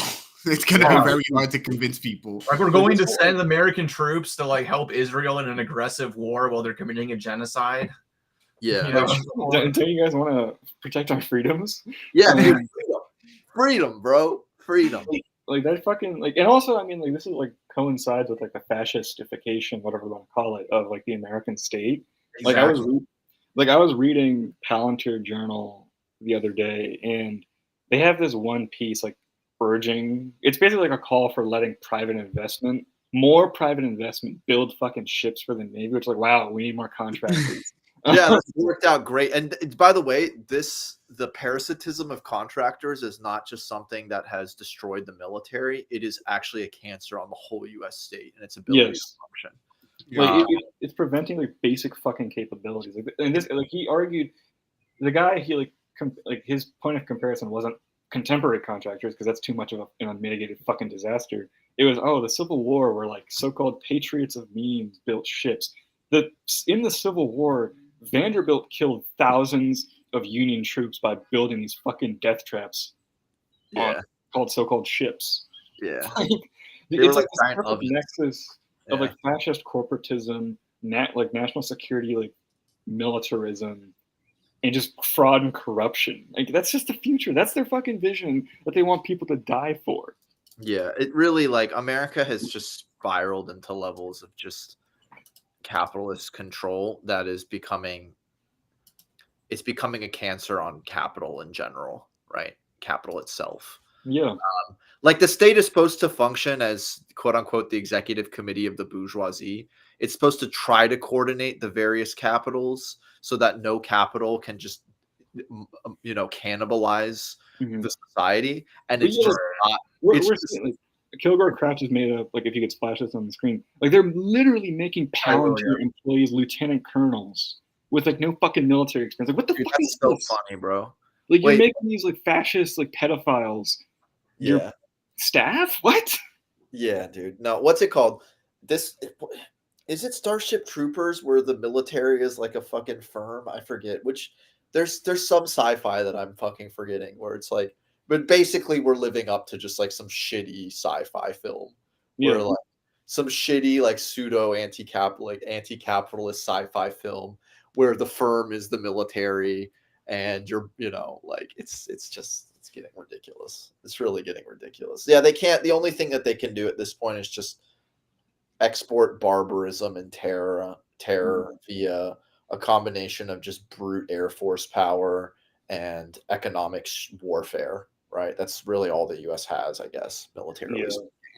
You got people like Eric Prince who, you know, are going to be selling it to people like it's going to be this great adventure, I guess, is kind of how they're going to try to sell it. Is, well, maybe, you know, you don't join the U.S. military, but you can join Blackwater and be a mercenary and be an awesome Chad going on your epic vitalist adventure, killing brown people. Yeah. Well, what was that magazine, Soldier of Fortune? Yeah, Soldier of Fortune. Yeah, it's going to be, I feel like that kind of stuff, but it's just not going to work. Yeah. It's not going to work. Yeah, I mean, Soldier of Fortune and like the South Africans would like recruit mercenaries to fight in Angola and stuff like that. It's fucking weird. Yeah, just weird. I mean, and a lot of the people that they like ended up hiring were like ideological white supremacists, and like I mean, and like I mean, Confederates and stuff like that. But it's so again, like Israel is like the fucking, and Zionism in general is like the spear point for the far right lurch of Western society. Like they fucking, like the soldier of fortune shit. They've been doing it by like recruiting Jews in the so-called diaspora. Like that's basically it in essence. Like, oh, come here, we're gonna get you like a stolen house in the West Bank. We're gonna get you like a hot wife, and you can murder children. Yeah. Based. Like that's the sales pitch, and that's gonna be the sales pitch, probably for the West. Like if you go along with our disgusting fascist project, like you get your own like Americana. Oh yeah, because they want to build all these like sovereign cities and stuff as well. I mean, the truth is that I'm not even sure that the U.S. military at this point is offering that great a material package. I mean, you do get health insurance. I bet you that health insurance isn't great, and you do get free education, so to speak, like at the tertiary level. But like as we now know, getting a college degree doesn't mean shit. Yeah. So the material package is not even, I don't even think at this point that appealing. The piece I sent, like there's like this fucking massive mental health crisis in the military, which they don't talk about. Like to show how bad it is, what the U.S. will do, it'll cycle troops that it knows are suicidal, that it does not let in the same room as guns because it knows that they'll try to fucking kill themselves. They'll deploy them to Germany or whatever to like boost up the ranks. Be like, oh look, the paper ranks, that is. Like, hey, we have like 80,000 troops here, whatever the fuck. But then they'll bring them back like 24 hours later, so that like because the paper thing has been fulfilled, and now they're like, all right, we need to bring these guys like back under control. That's yeah, you know that like the generals are like the soyification of our military. God damn, There's a bunch of Timothy McVeigh's in waiting too. Yeah. Yeah, no, it's fucking like you have in McVeigh again. Like McVeigh is such a perfect example. Like, because on the one hand, like massively parapolitical. But on the other hand, like he was like a white supremacist of like some variety. But like when he went to the Gulf War, like he was utterly disgusted by what he saw. And like, wow, that says a lot. Yeah, he like the section in Wendy Painting's book on the Gulf is one of the most haunting things I've ever read. Yeah, no, that's the best part of that book, honestly.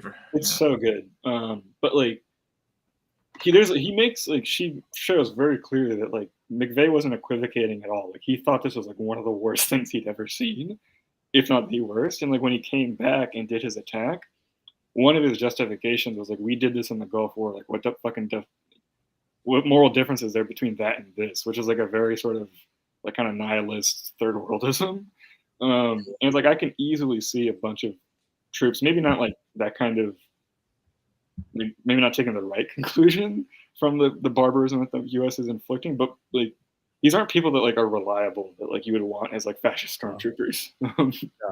Yeah. I mean, it's kind of hard to see how they reassert discipline. Maybe that has, maybe the whole like anti-woke thing is kind of about that, right? It's about it's like we want this fascist mess, but even that's no, that is a big part of it. The military is a big part because I mean, America is an increasingly diverse country, and to grow the military, they had to make the military more diverse. But now there's a backlash, and I think the anti-woke stuff is, in a way, an attempt to make the military seem manly and. Well, I think it's also just to get people to like shut the fuck up about their mental health problems. Yeah, that's true. Yeah. Stoical, point the gun and shoot. Right. Yeah. Like Pete Higgs said, compassion is bad, basically. I mean, he is like known to be a raging alcoholic, which is like probably because of some mental health issue. And like he's like a perfect example of. Who? The Secretary of Defense, Pete Hegseth. Oh, he's a fucking he's damn, bro. He needs help, man. I mean, if I didn't hate him so much. He definitely does. There's something wrong with him. And we're again seeing this like with Israel, like the IDF, like the fucking. Because on the one hand, like the I don't want to be like one of those like Israel is collapsing people, like that's fucking nonsense. But objectively, like the trends in Israel are bad. Like with the IDF, for instance, there's like regular reports that like troops are a fucking danger to society. Like one guy, there's like been multiple cases of femicide, like troops murdering families, trying to kill themselves. And like I don't know why the IDF like a couple weeks ago, they said, "Oh, we're gonna start recruiting troops who are known to have severe mental issues." I was like, why would you fucking say this? Because they're like they're literally like it's the Dirlewanger Brigade. It's like yeah. Do they not know that Google Translate exists and people can now easily read the Hebrew press? Like sometimes I feel like they just assume that like nobody. No, they just don't care. They're like, They we just can say whatever we want. It's just like and that's another like sort of portent of the West. Like you have a bunch of fascist ghouls like who are mentally completely unstable. It's free. It's fighting for freedom, bro. Fighting. Yeah, or like again, like with Israel, because Israel just is the future, which is horrifying. Like a couple months ago, or maybe even last year, like I saw so there's like there's a split in Israeli society, and it's like reflected in the IDF of you have like people like Ben Gvir who are these like messianic freaks who don't even like believe in the whole concept of like we need to like have some sense, like they just want everything now at this current moment. And then you have the liberals who are like, we need to prolong this project by like sort of pretending to be normal, such as like whatever they define as normal. And like the Air Force is like known for being pretty liberal, but like within the IDF, you have a bunch of fucking like battalions now that are ruled by these messianic lunatics, like the Netzach Yehuda. Yeah. Hold on, let me find the. There's a picture of them. Oh, I've seen some of them like praying before they go to like slaughter or whatever. Yeah. So like you have, in like on the one hand, these people are united in genocide, but on the other hand, they still hate each other, and like as Israeli like internal divisions worsen, like what made this shocking for me, where I thought like, oh, there may actually be a chance that like Israel has a civil war at some point, maybe not soon, but like I don't know. In the future, is that you have battalion commanders recruiting troops off Facebook and Craigslist, like buying, like basically like paying guys like, hey, like can you join? Because like the mobilization bureaucracy is too inept and degraded by Israeli neoliberalism. Maybe what's likely is that there's a coup d'etat by the religious fanatical element. And they just use all kinds of repression to just monopolize the state. I could see, I think that's a scenario. Hold on, let me. I'm going to bring up two things on the jumbotron to kind of give an example of this civil war.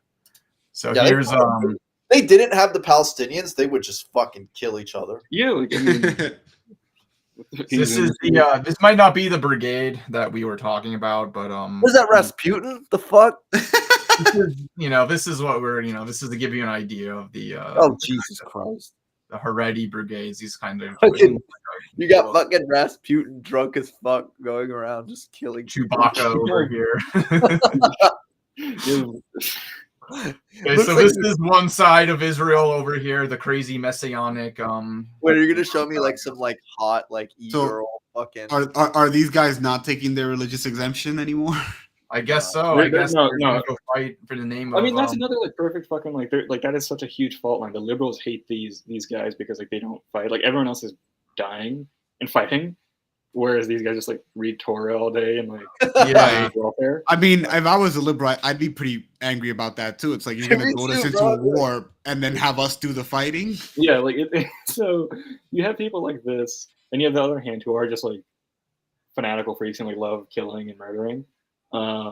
Wait, Donald, do you have access to what is that like? There's like some like anime IDF girl. It's like the most cursed thing. Oh god, the IDF girls. It's the like girl unit.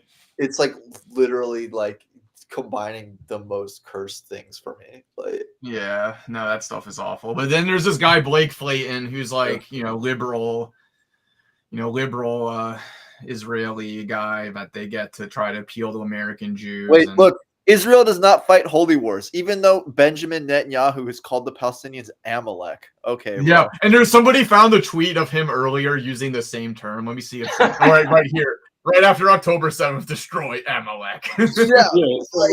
We don't fight holy wars, but we fight the war based on religious iconography. Okay. Yeah, no, it's so great. stupid because like you can't separate Zionism from religion, even if not all Zionists. Well, I like, was talking about how, like, just based on the pressures or contradictions of the society, you would find over time that the religious element becomes more and more predominant.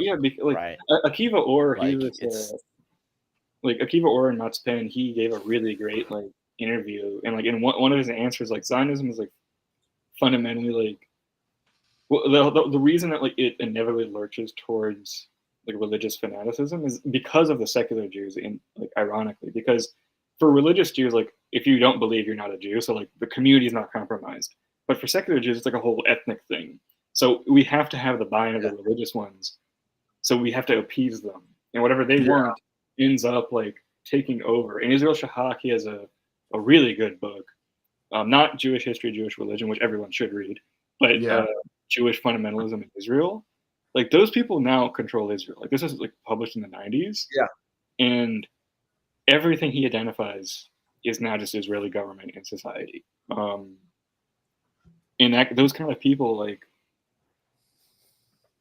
on the one hand, they're extremely dangerous for obvious reasons, as we're seeing now in Gaza. But on the other hand, like once you have people like that in charge, like a project like enters into like a very serious, like possibly terminal crisis. Like it also like just kind of exposes the bald-faced lies of Zionism as some kind of humanitarian project, right? About the defense of the Jews, and it shifts it to being about not so much defense of the Jews, but just a religious project of reestablishing "quote unquote" ancient Zion or whatever. Right. That doesn't appeal to anyone in the world. If you tell some fucking, I don't know, some Chinese guy, God gave it to me, that's not a rational argument that's going to have any purchase with them. They'd be like, what are you talking about? That's not an argument, like. Yeah, no, a good book on this is Zeev Sternhell's book, The Birth of Zionist Mythology, because he basically points out, like, listen, Zionism, like, it's not like other civic nationalisms. Like, Zionist nationalism, even though, like, there's this whole idea that, like, Herzl was, like, this liberal guy and he was secular or whatever, from the beginning, it relies on religious mythology, even if it's designed or see themselves as secular atheists. Like, they still have to turn toward these kind of integral nationalist religious myths in order to give the nationalism its ethnic basis, because it doesn't work without it. So even if you are an atheist and don't go to synagogue or whatever, like you still are drawing from the Jewish religion to give your nationalism meaning. Yeah. And like speaking of synagogues, like we're seeing how ostensibly like apolitical Jewish institutions, like synagogues or or whatever, like all of this stuff is just, it's a planetary fucking nexus of like Zionism. Like they're sending troops, like recruits to the IDF. They're sending money. They're fundraising for like equipment for IDF soldiers. I mean, dude, the other day I was driving by like this, like ostensibly like in a really liberal area. I was driving by a synagogue and there was like a, the pride flag, and then there was just like defend Israel, like in like this. I'm like, God, just fucking, oh my God. Mask off. It's fucking, I mean, yesterday in Boston, somebody like broke a window of like a kosher grocery store. And in that kosher grocery store, they have a big fucking map of how they source some of their like products from settlements in the West Bank, like as like a selling point. And it's like, this is a fucking, like, this is something that should be totally apolitical and like maybe like a good kind of thing for society. Like, oh, like every community is accommodated. Like Jews have their own like special store. This is now like completely fucking laced with this fascist ideology and project. Yeah. Although not to hate, if it's like Ashkenazi food, like it's not really a service to fish. Oh my Maybe God. they'll do like some Middle Eastern food. Yeah. Israeli hummus. Israel, the latest one I saw was Israeli poutine or whatever. Oh, wait, what? They're really saying, "Oh, we have our new unique Israeli poutine recipe." Bro, that they pissed away whatever good faith they had with any Quebecois. Like, you're done, man. Like, yeah, no. I mean, the other thing I've heard is that I'm sure it's false, but I've heard like some Israelis complaining that, well, I mean, it's, they're racist. A lot of them are racist. And they're like, it's the goddamn Mizrahim and Sephards with their fanaticism. But like, and I mean, like, I will say, like, I think the ethnic component, on the one hand, there's this like really annoying left-wing tendency where like we're like, oh, Mizrahim are oppressed. Like, I don't give a fuck. Like, they should be. On the other hand, well, they kind of bought into a project that puts them at the lowest rung. Yeah, right? like it views you as scum. Like, what did you expect? Basically. But on the other hand, like, I actually do think that like the like growing hegemony of like Mizrahim, because like Mizrahim have always been like on a more religious, like more fanatical, because of like their proximity to Arabness. They're just like to put it in very blunt classist terms, they're just like rabble. Whereas like the labor Ashkenazi like Zionist elite, they had like enough sense to like, oh, we can't go like fully crazy, whereas these people don't. Yeah, for real. Also, Like, I think there's something about like, it's kind of what we were referring to. I mean, it is important to recognize the quote unquote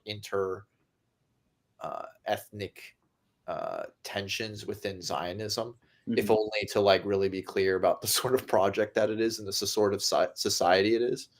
But the other thing I think is that there's this thing where it's like, because they're the scum of the rabble of the Zionist project, it's almost like they're more monarchists than the king. Yeah, they kind of particularly buy into it to justify why for so long they were on the bottom rung,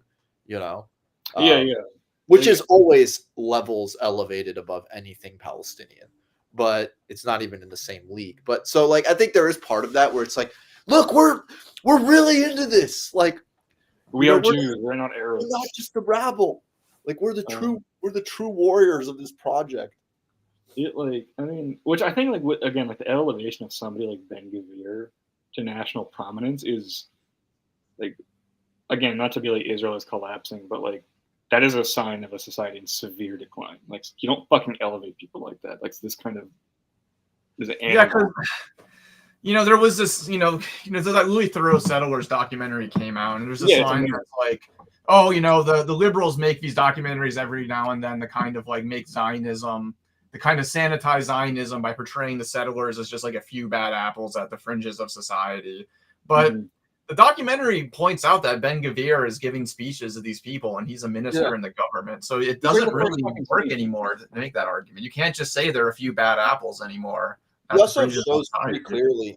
He just shows pretty clearly, and like not in like, one of the things that's kind of good about the documentary is that it's not highly crafted.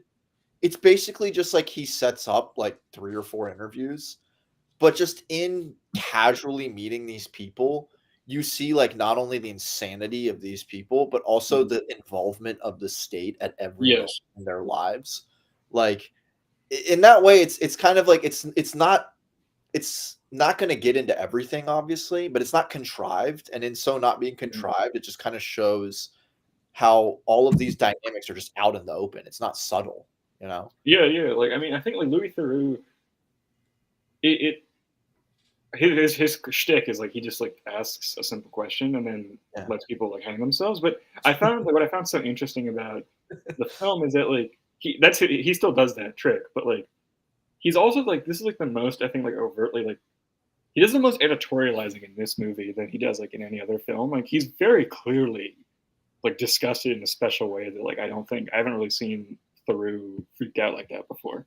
No, you're like, I think he might have even, who knows, but maybe he did have a plan to not editorialize, but then like confronted with the arrogance of these people, I think it was probably just very shocking. I mean, it's like, the lack of self-aware. I don't know about you guys, but whenever I deal with someone who's like genuinely delusional, it's puzzling to the point of being infuriating. Yeah. It's like on the one hand infuriating, but also very unsettling. Like, like this is very, because like it's like I like grew up like in a pretty Jewish area, and like I obviously never fucking bought into Zionism or whatever the fuck, but like I would just like sort of pick their brain like with questions about Israel, and this extent to which they like really believed in anti-Semitism as like a force in this country. It was so fucking shocking to me. Just like how do you how are you able to live like this? Like, how do you exist as a person? Yeah, that I definitely. It's very kind of, it's just like I cannot believe that I'm sharing a space with you right now. Like, do we inhabit the same world? You know what I'm saying? It's like this. It's like a fucking reptilian thing. I don't know. Like what? I think it's really just as I was saying earlier, it's been the single most effective nation building project in human history. Mhm. And a strong component of that has just been like indoctrination from a very, very, very young age. If you get people early enough and you keep repeating certain things and you keep reinforcing it by, the study of history and whatnot, and people get really, it taps into something very primal, I mean, Yeah. do you guys remember how many Holocaust books you read? I mean, heaps, man. Probably 4 or 5. I mean, you read in the year you read 6 books a year at school or something like that in the U.S. Like there's maybe like 1 out of 10 chance it would be a book about the Holocaust, right? And that's us, Goy, right? So imagine being in that community, going to Sunday school, right? Is it Saturday school for them? Probably, yeah, Saturday school. And just repeating it over and over again. And then the wider American society is like, Arabs are terrifying and everyone wants to kill you. And you know what I'm saying? It's like, I guess it just breeds just like this mass psychosis and paranoia. And it really is. Like, I remember as a kid, I would occasionally like visit a Hebrew school that my friends went to. Cause like initially, like I didn't really know. I mean, just like you want to hang out with people, so you would go. And I remember like, even as a child, I was maybe like 12 years old. This is like middle school. I remember going and like they were doing their whole like Zionist shit and like about how like Jews are special and like how like they're like under attack and stuff. And I was just so weird. Like I was 12 years old and I was like, what the fuck is this? Like this is so bizarre. Yeah. I remember the first time when I was like in middle school, someone tried explaining Zionism to me. Like this Jewish kid was like, "Oh man, have you ever heard of Zionism?" I'm like, "What's that?" And I'm like, "I think I've heard of it, but like, can you explain it?" And it's like, "Oh, it's these people are returning to their homeland thousands of years after they were kicked out. It's this awesome thing that's happening." And I'm just like, I was just really confused at first, and then it's just kind of weird, right? Like, I was like, "Is this a science fiction novel?" Because I was into reading sci-fi back then when I was it's just this very weird, like, kind of mythology that mixes like the archaic with the modern, and like one of the early Zionist terms for Israel is like the new old land. Yeah, land. Yeah, I mean that's what the Herzl's book is called, right? I forget. I mean, he may have been the first to use it, but it was just a really bizarre. And I think now, like everyone has seen, like as a result of the genocide, just how fucking yeah. It's the book by, as I was saying, Theodor Herzl. It's a utopian novel, and it's it's called Alt Neuland, Old New Land. Yeah, there we go. I mean, this whole, and again, like I think it's still like the criticism of like the Israel Shahak type criticism is still, I don't think, like the taboos are being broken. Like with the, like you can see this pretty easily with how the term Zog is now like used pretty liberally on left Twitter. Like that was like a fucking drama. Yeah, that's pretty. That was a discourse last year. Now it's like people just sort of say it. And I think like probably by the oh my god, so I was just because I was curious. Anti-Defamation League says Zog is white supremacist acronym for Zionist occupied government. I mean, they're not wrong, strictly speaking.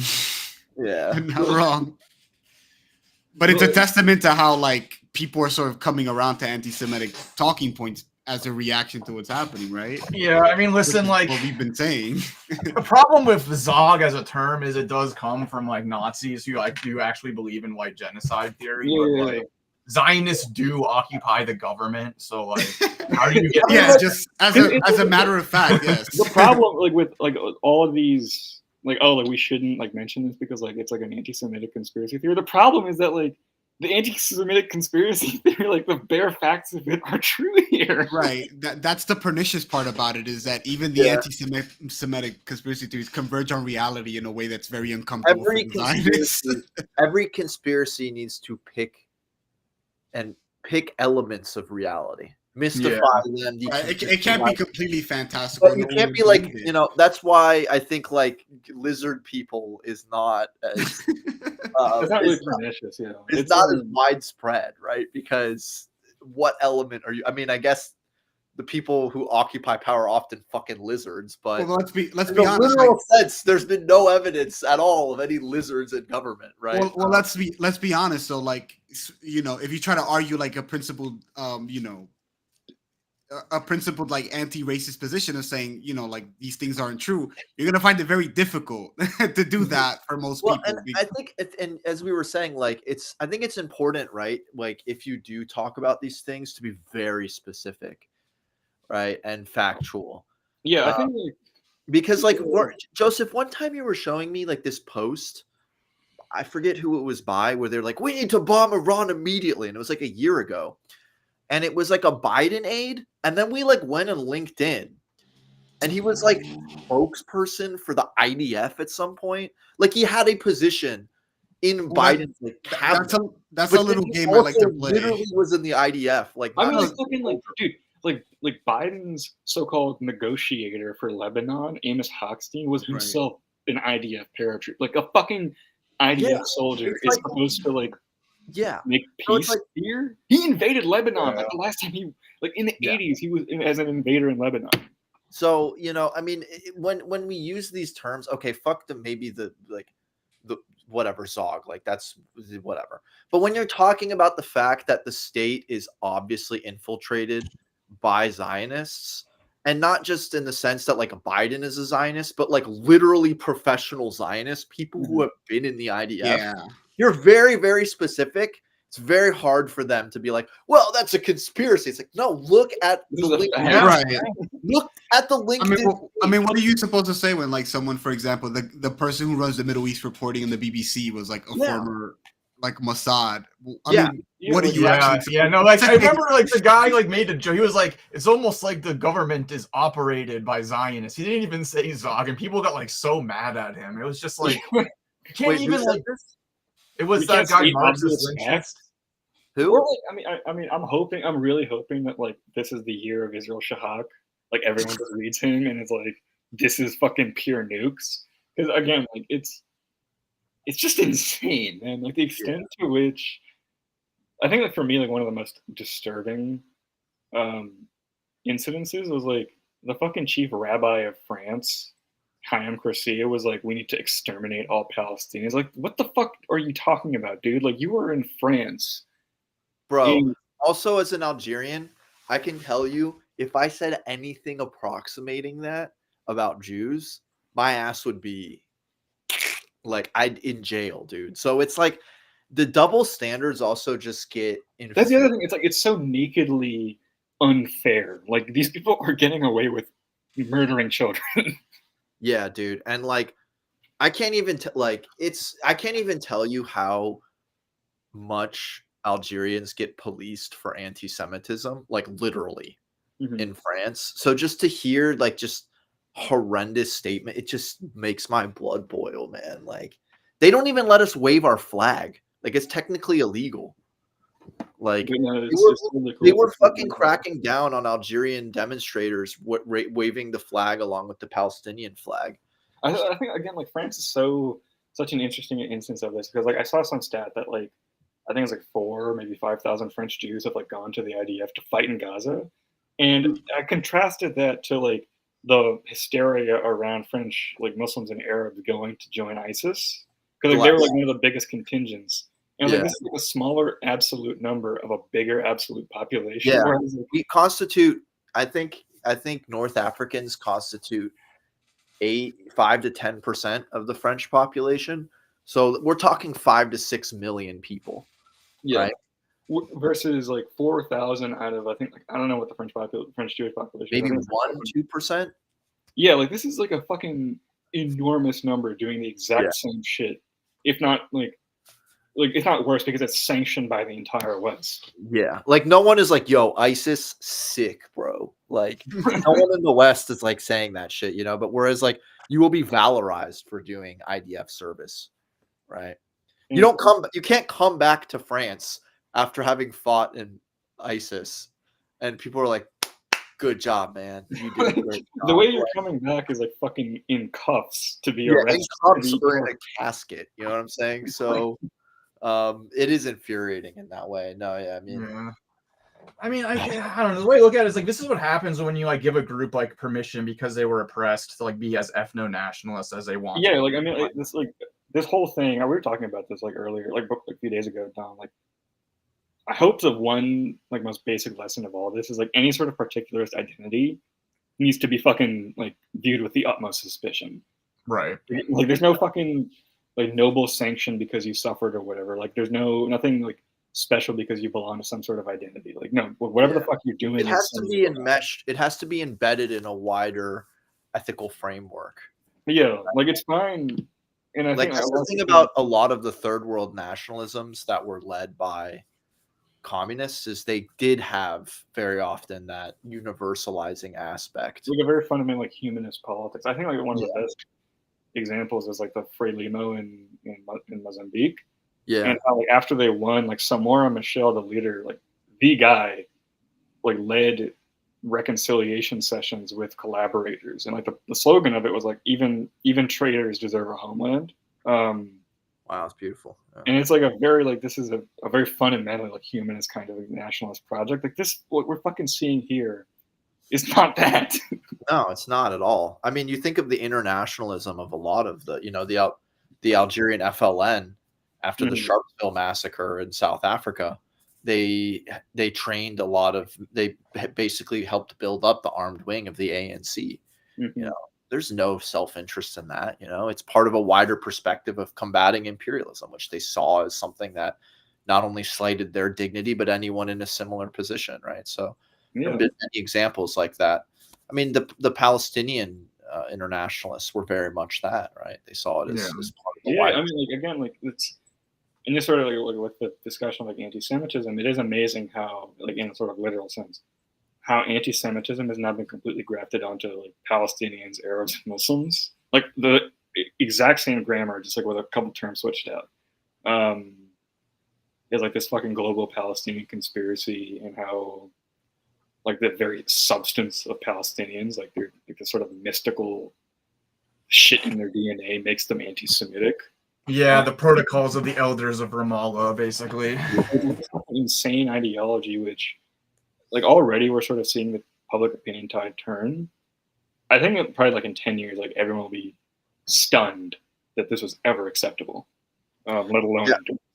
I think unfortunately though, as long as the US just backs them, no amount of diplomatic isolation can seem to deter them from doing anything they want. And I'm inshallah, you know, I wish there was a God, because then they would get their just desserts. But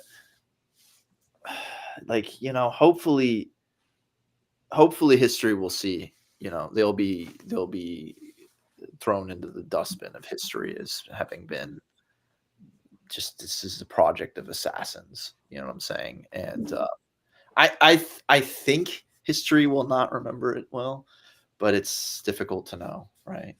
Yeah. Hopefully this exchange is war with Iran. Like this is the final confrontation. This is what brings down Israel.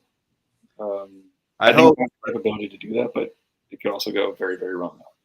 I think it's going to go wrong for them. That's for sure. Like even if they inflict more damage, just the psychological effect of like, oh wait, like shit can actually happen to us. Yeah, that could go two ways, obviously, but it could go one way, which is they go absolutely insane. It could go the other way, which is like, oh shit, we actually have to like calm down, which is like you punch a bully in the face and they realize like, oh wait, I can't just get away with bullying. Like there are consequences to my actions.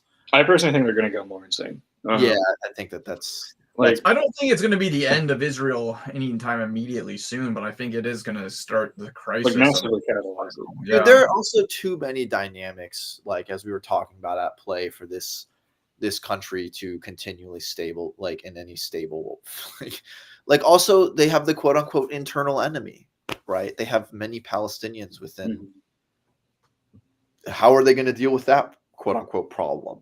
I mean, like as like we can. I mean, Arno Mayer's book, like "Why the Heavens Did Not Darken," is really amazing for understanding this, because like the substance of it is like, why did the Holocaust happen? Basically, the Nazis were losing against the Soviets, and they needed some way to take out their rage, and that ended up like the target shifted from like Jewish Bolshevism to like the Jew, which is like the supposed carrier, like this mystical carrier of Bolshevism. Right. And as like we're seeing this now, we have been seeing it for 20 months. But like if there's like if perhaps when things get really rough for Israel, like in this war with Iran, I think the fanaticism against Palestinians in particular will it will get worse. Like a whole new level. Yeah. Like unthinkable. Yeah, it will get worse. It's hard to imagine it getting worse from how it is. You know, they're starving children to death. You know. Well, we're talking about Palestinians within Israel proper. Right. The 48ers. Yeah, and are they going to start like put in like fucking, you know? Well, demographically, they're projected to be a majority. And who knows? But demographically, they're projected to be like further expansion. Like they like the Lebanon is a really good example of this. Like officially, they have 5 strategic points on the southern border. Unofficially, they occupy a 1-mile belt along the entire southern border. Like it's a no-go zone for any Lebanese, and at some points it goes like even further than a mile. So like this is, and they like one of the most depressing clips is like this fucking Jewish religious so-called pilgrimage to occupied southern Lebanon at some like mountain for like a ceremony, and it's like they're fucking, they want to settle this shit too. They're not going to stop anywhere, and like it was such a testament to Hezbollah's degradation that they couldn't do anything about that. Yeah. It's the Yinon plan in action. You know, they want to create greater Israel. They want to decapitate the region, create small ethno-states that are balkanized as possible. And, you know, the domestic situation in the U.S. is also basically collapsing to some degree. I mean, it's not a complete collapse, but I do wonder. It is kind of crazy that basically you have Trump occupying an American city while this war with Iran is heating up, and potentially the U.S. is going to get involved. And I don't really know what to make of it. I thought it was interesting that like when they deployed the National Guard, first off, there weren't any facilities, another testament to the great American military. But second, like I think one cleavage in the American state is that a National Guard, like they're like sort of contemptuously called weekend warriors. Like they're like a lot of them are like normal dudes who just do this shit for care and like the extra money and like do this like on a weekend. So they're not as like, whereas cops like do this by profession, like it self-selects. So like if you're a National Guardsman, you're like deployed to this shit. I remember like in 2020, like when the BLM stuff was going on, there were clips of National Guards who were like visibly confused. They're like, why are we doing this? Yeah. No, like you literally probably could do entryism in the National Guard. Like obviously that's illegal, and I'm not actually advocating for any serious actionable plan to do that. But like, you know, you probably could pull something like that off. Yeah, cause like fucking, I'm like, and like you guys know, like I am not someone who's like very big on like, oh, we need to recruit troops or whatever. But like a lot of like National Guard is just dudes like are doing this shit. No, I think it's a lot more plausible than recruiting troops or whatever, I think. But that's why they sent in Marines, probably because like National Guard is just dudes. So and I think the Marines did detain someone. Yeah, I'm not really. I mean, do you guys think that like this shit will spread like beyond LA? Oh, I mean, isn't there already? Aren't there? I mean, I know that there's been actions. The particular, I'm guessing the particularity of LA is also that there's a large Latino community, right? And Right. and so there it's a particularly real and intense struggle for people in LA. I haven't seen anything in my area. My area is like a lot of people from El Salvador and Central America, and a lot of undocumented people. But I don't think ICE has been as active here. That's my impression. I don't know. Well, Trump kind of told ICE to hold off and stop going after agriculture, restaurant, and hospitality industry, Which is like insanely cynical, right? Like, yeah. just like, sorry, my dog. It's just so cynical. Like, didn't he straight up say, like, I talked to like the bourgeoisie in these industries, and I assured them that I wouldn't cut the tap on their super exploitable labor. Yeah, it was like farmers and some Like, other fuck industry. you, man. Like, Jesus Christ. Like And like all the MAGA people are like calling betrayal and they're like mad about it. But I mean, that happens like every day. Like this whole dynamic. This is what, like, I remember you guys like had a debate about like, is MAGA fascism? Like, that's part of why I think this is fascism, because it's like you have these constant like factional disputes, and like you have the mass base, which is like some, not anti-capitalist obviously, but like not in line with capitalists because of their own deranged like political project. But then you have like the Führer who's like, oh wait, no, I have to like suck these people's dicks for like, because they he's got to balance all the competing kind of Bonapartist interests that he's mediating, basically. Yeah, like this shit is fascism. I don't know. That's my take. had a long debate. We won't. Yeah, no, I maybe we need some qualifiers like neo-fascism or post-fascism or something. I think analogies does not make a thing a thing, but of course, like it also to some degree becomes a semantic question. Yeah. How do we define these terms? You can define it one way. I can define it another. Does it really matter? The question is, how do we characterize this movement with more than just a word? What kind of analysis do we give? And on the basis of that, what do we do? If you manage to give a characterization and an analysis that I agree with, and then you slap a label and call it fascist, sure, whatever. Then the question is, what do we do based on it? The main reason that I don't tend to like to use the term is almost polemical. It's more because I'm just sick of liberal hysteria. And I think that they use it as a term to basically deflect or hide from the reality that many of these dynamics existed and have been intensified.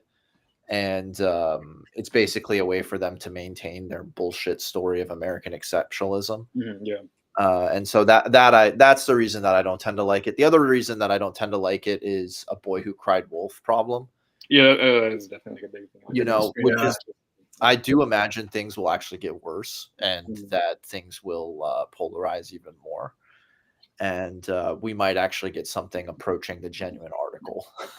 And then what do we do? I think the level of social crisis that led to Mussolini taking power in Italy, I don't think we've reached that. We don't have that at all. We don't have that yet. But I feel like war with China and us getting our ass kicked, that could take it to that level. Yeah, but that only also, here's the thing, that stab in the back sentiment only really got into people's brains so deeply because of the extent of the social crisis and dislocation. I mean, like, would veterans of World War I have given a shit about being stabbed in the back if Germany hadn't been suffering like 10,000% inflation and like 30% of the population was unemployed? Who knows? I don't think it would have had as much traction, For the officer corps, yeah, sure. Even the like petty officer or whatever corps, but for the grunts, I don't think they would have given a shit, Yeah. I think like in Germany, like most veterans still were like solidly left wing because they're proles.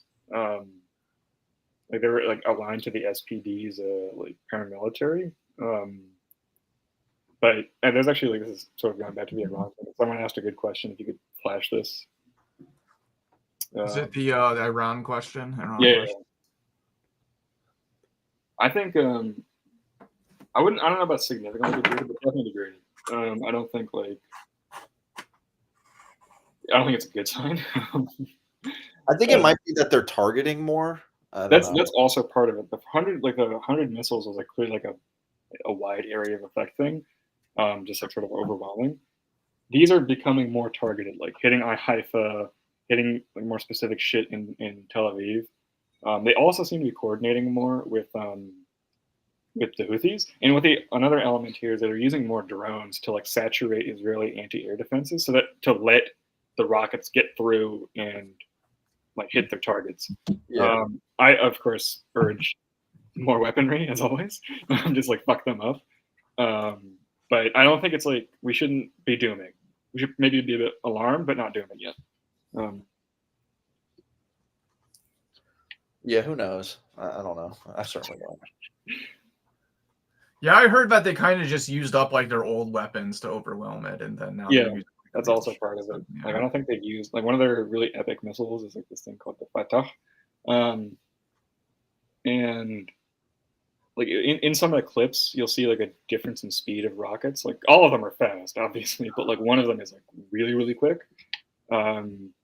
That's a newer model, which I don't think they've used too many of those yet. I'm hoping they start really hammering those.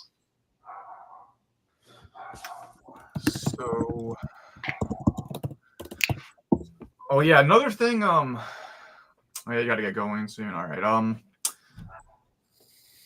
So yeah, there was the big protest in LA, and I think I can kind of see those spreading. I don't think ICE is going to go away just because Trump is telling the layoff. Like I can kind of see him like using them almost as like a kind of domestic secret police almost. And I think there's still going to be people trying to frustrate ICE raids and stuff. Well, it's something that's really worrying about ICE. I mean, it's true of a lot of the people who staff the carceral state is ICE has like a very obviously political character. You know what I'm saying? Like, I imagine a lot of the people who join ICE these days are like, hell yeah, Trump, like, let's get rid of these, Right. And so I think Trump is probably aware to some degree that the more recruitment of these thugs, the more armed thugs that he can bring sort of under his control or within his political camp. And that is fucking worrying. But from what I understand, they're having to some degrees difficulty staffing ICE, which also explains why the absolute number of people deported is less than Biden or an Obama or even Trump the first time. So I don't know. I mean, what's it looking like on the ground right now in LA? Is it like it's been largely? Well, it looked like there was a riot yesterday because there was a No Kings or whatever protest yesterday, which was seems to have been fairly well attended, but it was pretty much just kind of like your typical liberal anti-Trump type of popular front stuff. Yeah. But I guess in LA, a bunch of people came out and rubber bullets were flying. And I saw some articles in the liberal press like blaming, doing the outside agitator stuff. But I don't buy. Obviously, I imagine it was probably cops starting shit and sounding like like literal neo-Confederates at Little yeah. Rock. Yeah. So I don't know though. I think like so a lot of people are saying like the No Kings thing is like counterinsurgency, like they're trying to kind of absorb the energy of the kind of more organic, spontaneous protests that are happening. Well, that's what the Democrats do. Right, but that is plausible, but also like I don't even think it's that well thought out though. I think they probably just like planned this event and these protests just happened to like pop up before this event was planned. Yeah, it seems like I'm guessing though at some point things will die down, but it's really one of the only good things in the world right now, for what I can tell. Yeah. Someone said the LAPD was intentionally shooting for the head like the military police did in Chile. Wow. I also hate the term non-lethal weapon or whatever. Yeah. Well, first off, it's an oxymoron entirely. And second off, it's like getting shot in the eye with a rubber bullet is definitely can be fatal. And if it's not fatal, it fucking maims you, you know? And like they're shooting mustard gas and whatnot. I mean, that shit is fucking, if you have respiratory issues, that shit can kill you. Like, I mean, yeah, no, so. Yeah, I mean, like the liberals, like, were making like such a big deal about the optics of it or whatever. Like, oh my god, Who cares? The optics should be if you fuck with us, we destroy shit. Yeah, that's good. So stupid. It's just that's a good thing. What do you think that endless petitions and nice little marches are going to get you shit? No, you have to fucking fight back. The people, maybe people could be more disciplined. Maybe they could have better messaging. But the fact that they have the spirit to want to risk things and fight back, that's priceless. Yeah, and it's like stuff you build a movement out of. Yeah. You know what I'm saying? And that's what's been lacking in America for so many years. It's just that willingness to fight back. You know, I mean, you tell the French you're adding 0.1 second on the retirement age, and they fucking riot, bro. They tear shit down. I will say too, like the protests in LA, like they seem to have been like a lot more focused politically than the protests in 2020. What? Like oh yeah. Like they're very focused on kind of going after ICE and good getting ICE out of the city. Whereas like in 2020, like obviously I supported everything that went down, but there was a sense in which like things kind of just got chaotic and people were just kind of protesting for the sake of protesting. Yeah, I mean there was also the COVID element, et cetera, et cetera. Yeah, like I will say, like, not that if it was wrong the protest or something, but a lot of 2020 was literally just like people who were like bored and wanted to fuck shit up. Like, yeah, which is cool, but I mean, I do think that it's very targeted here, right? Yeah, it's a way more politically focused and targeted. There's a clear enemy, and I think that this is abolishing ICE is actually not a crazy demand here. No, it's not. It's very feasible. And people also don't understand that ICE was created in 2002, something like that. It's not like this like perennial ancient institution that people who like, whenever you say abolish the police, people are like, but then there's always been police. How do you blah blah blah blah? This is like a very concrete demand that can be realized, and that was the case for many years in America. And it's not insane. You know what I'm saying? Yeah. So, and I think people are seeing that ICE is a secret police force that is working within this country with impunity. Yeah, and it's insane. They're crazy people. Yeah. So, and there was that assassination in Minnesota as well. Yeah, what the fuck was that about? I didn't even read anything about that. I kind of want to wait for just more investigative details to come out about that, because people are saying the guy was like a Republican, like a pastor, Baptist guy. Like, really? Yeah. That's fair. Yeah, that's fair. Hold fair. on. Do you want to bring up that?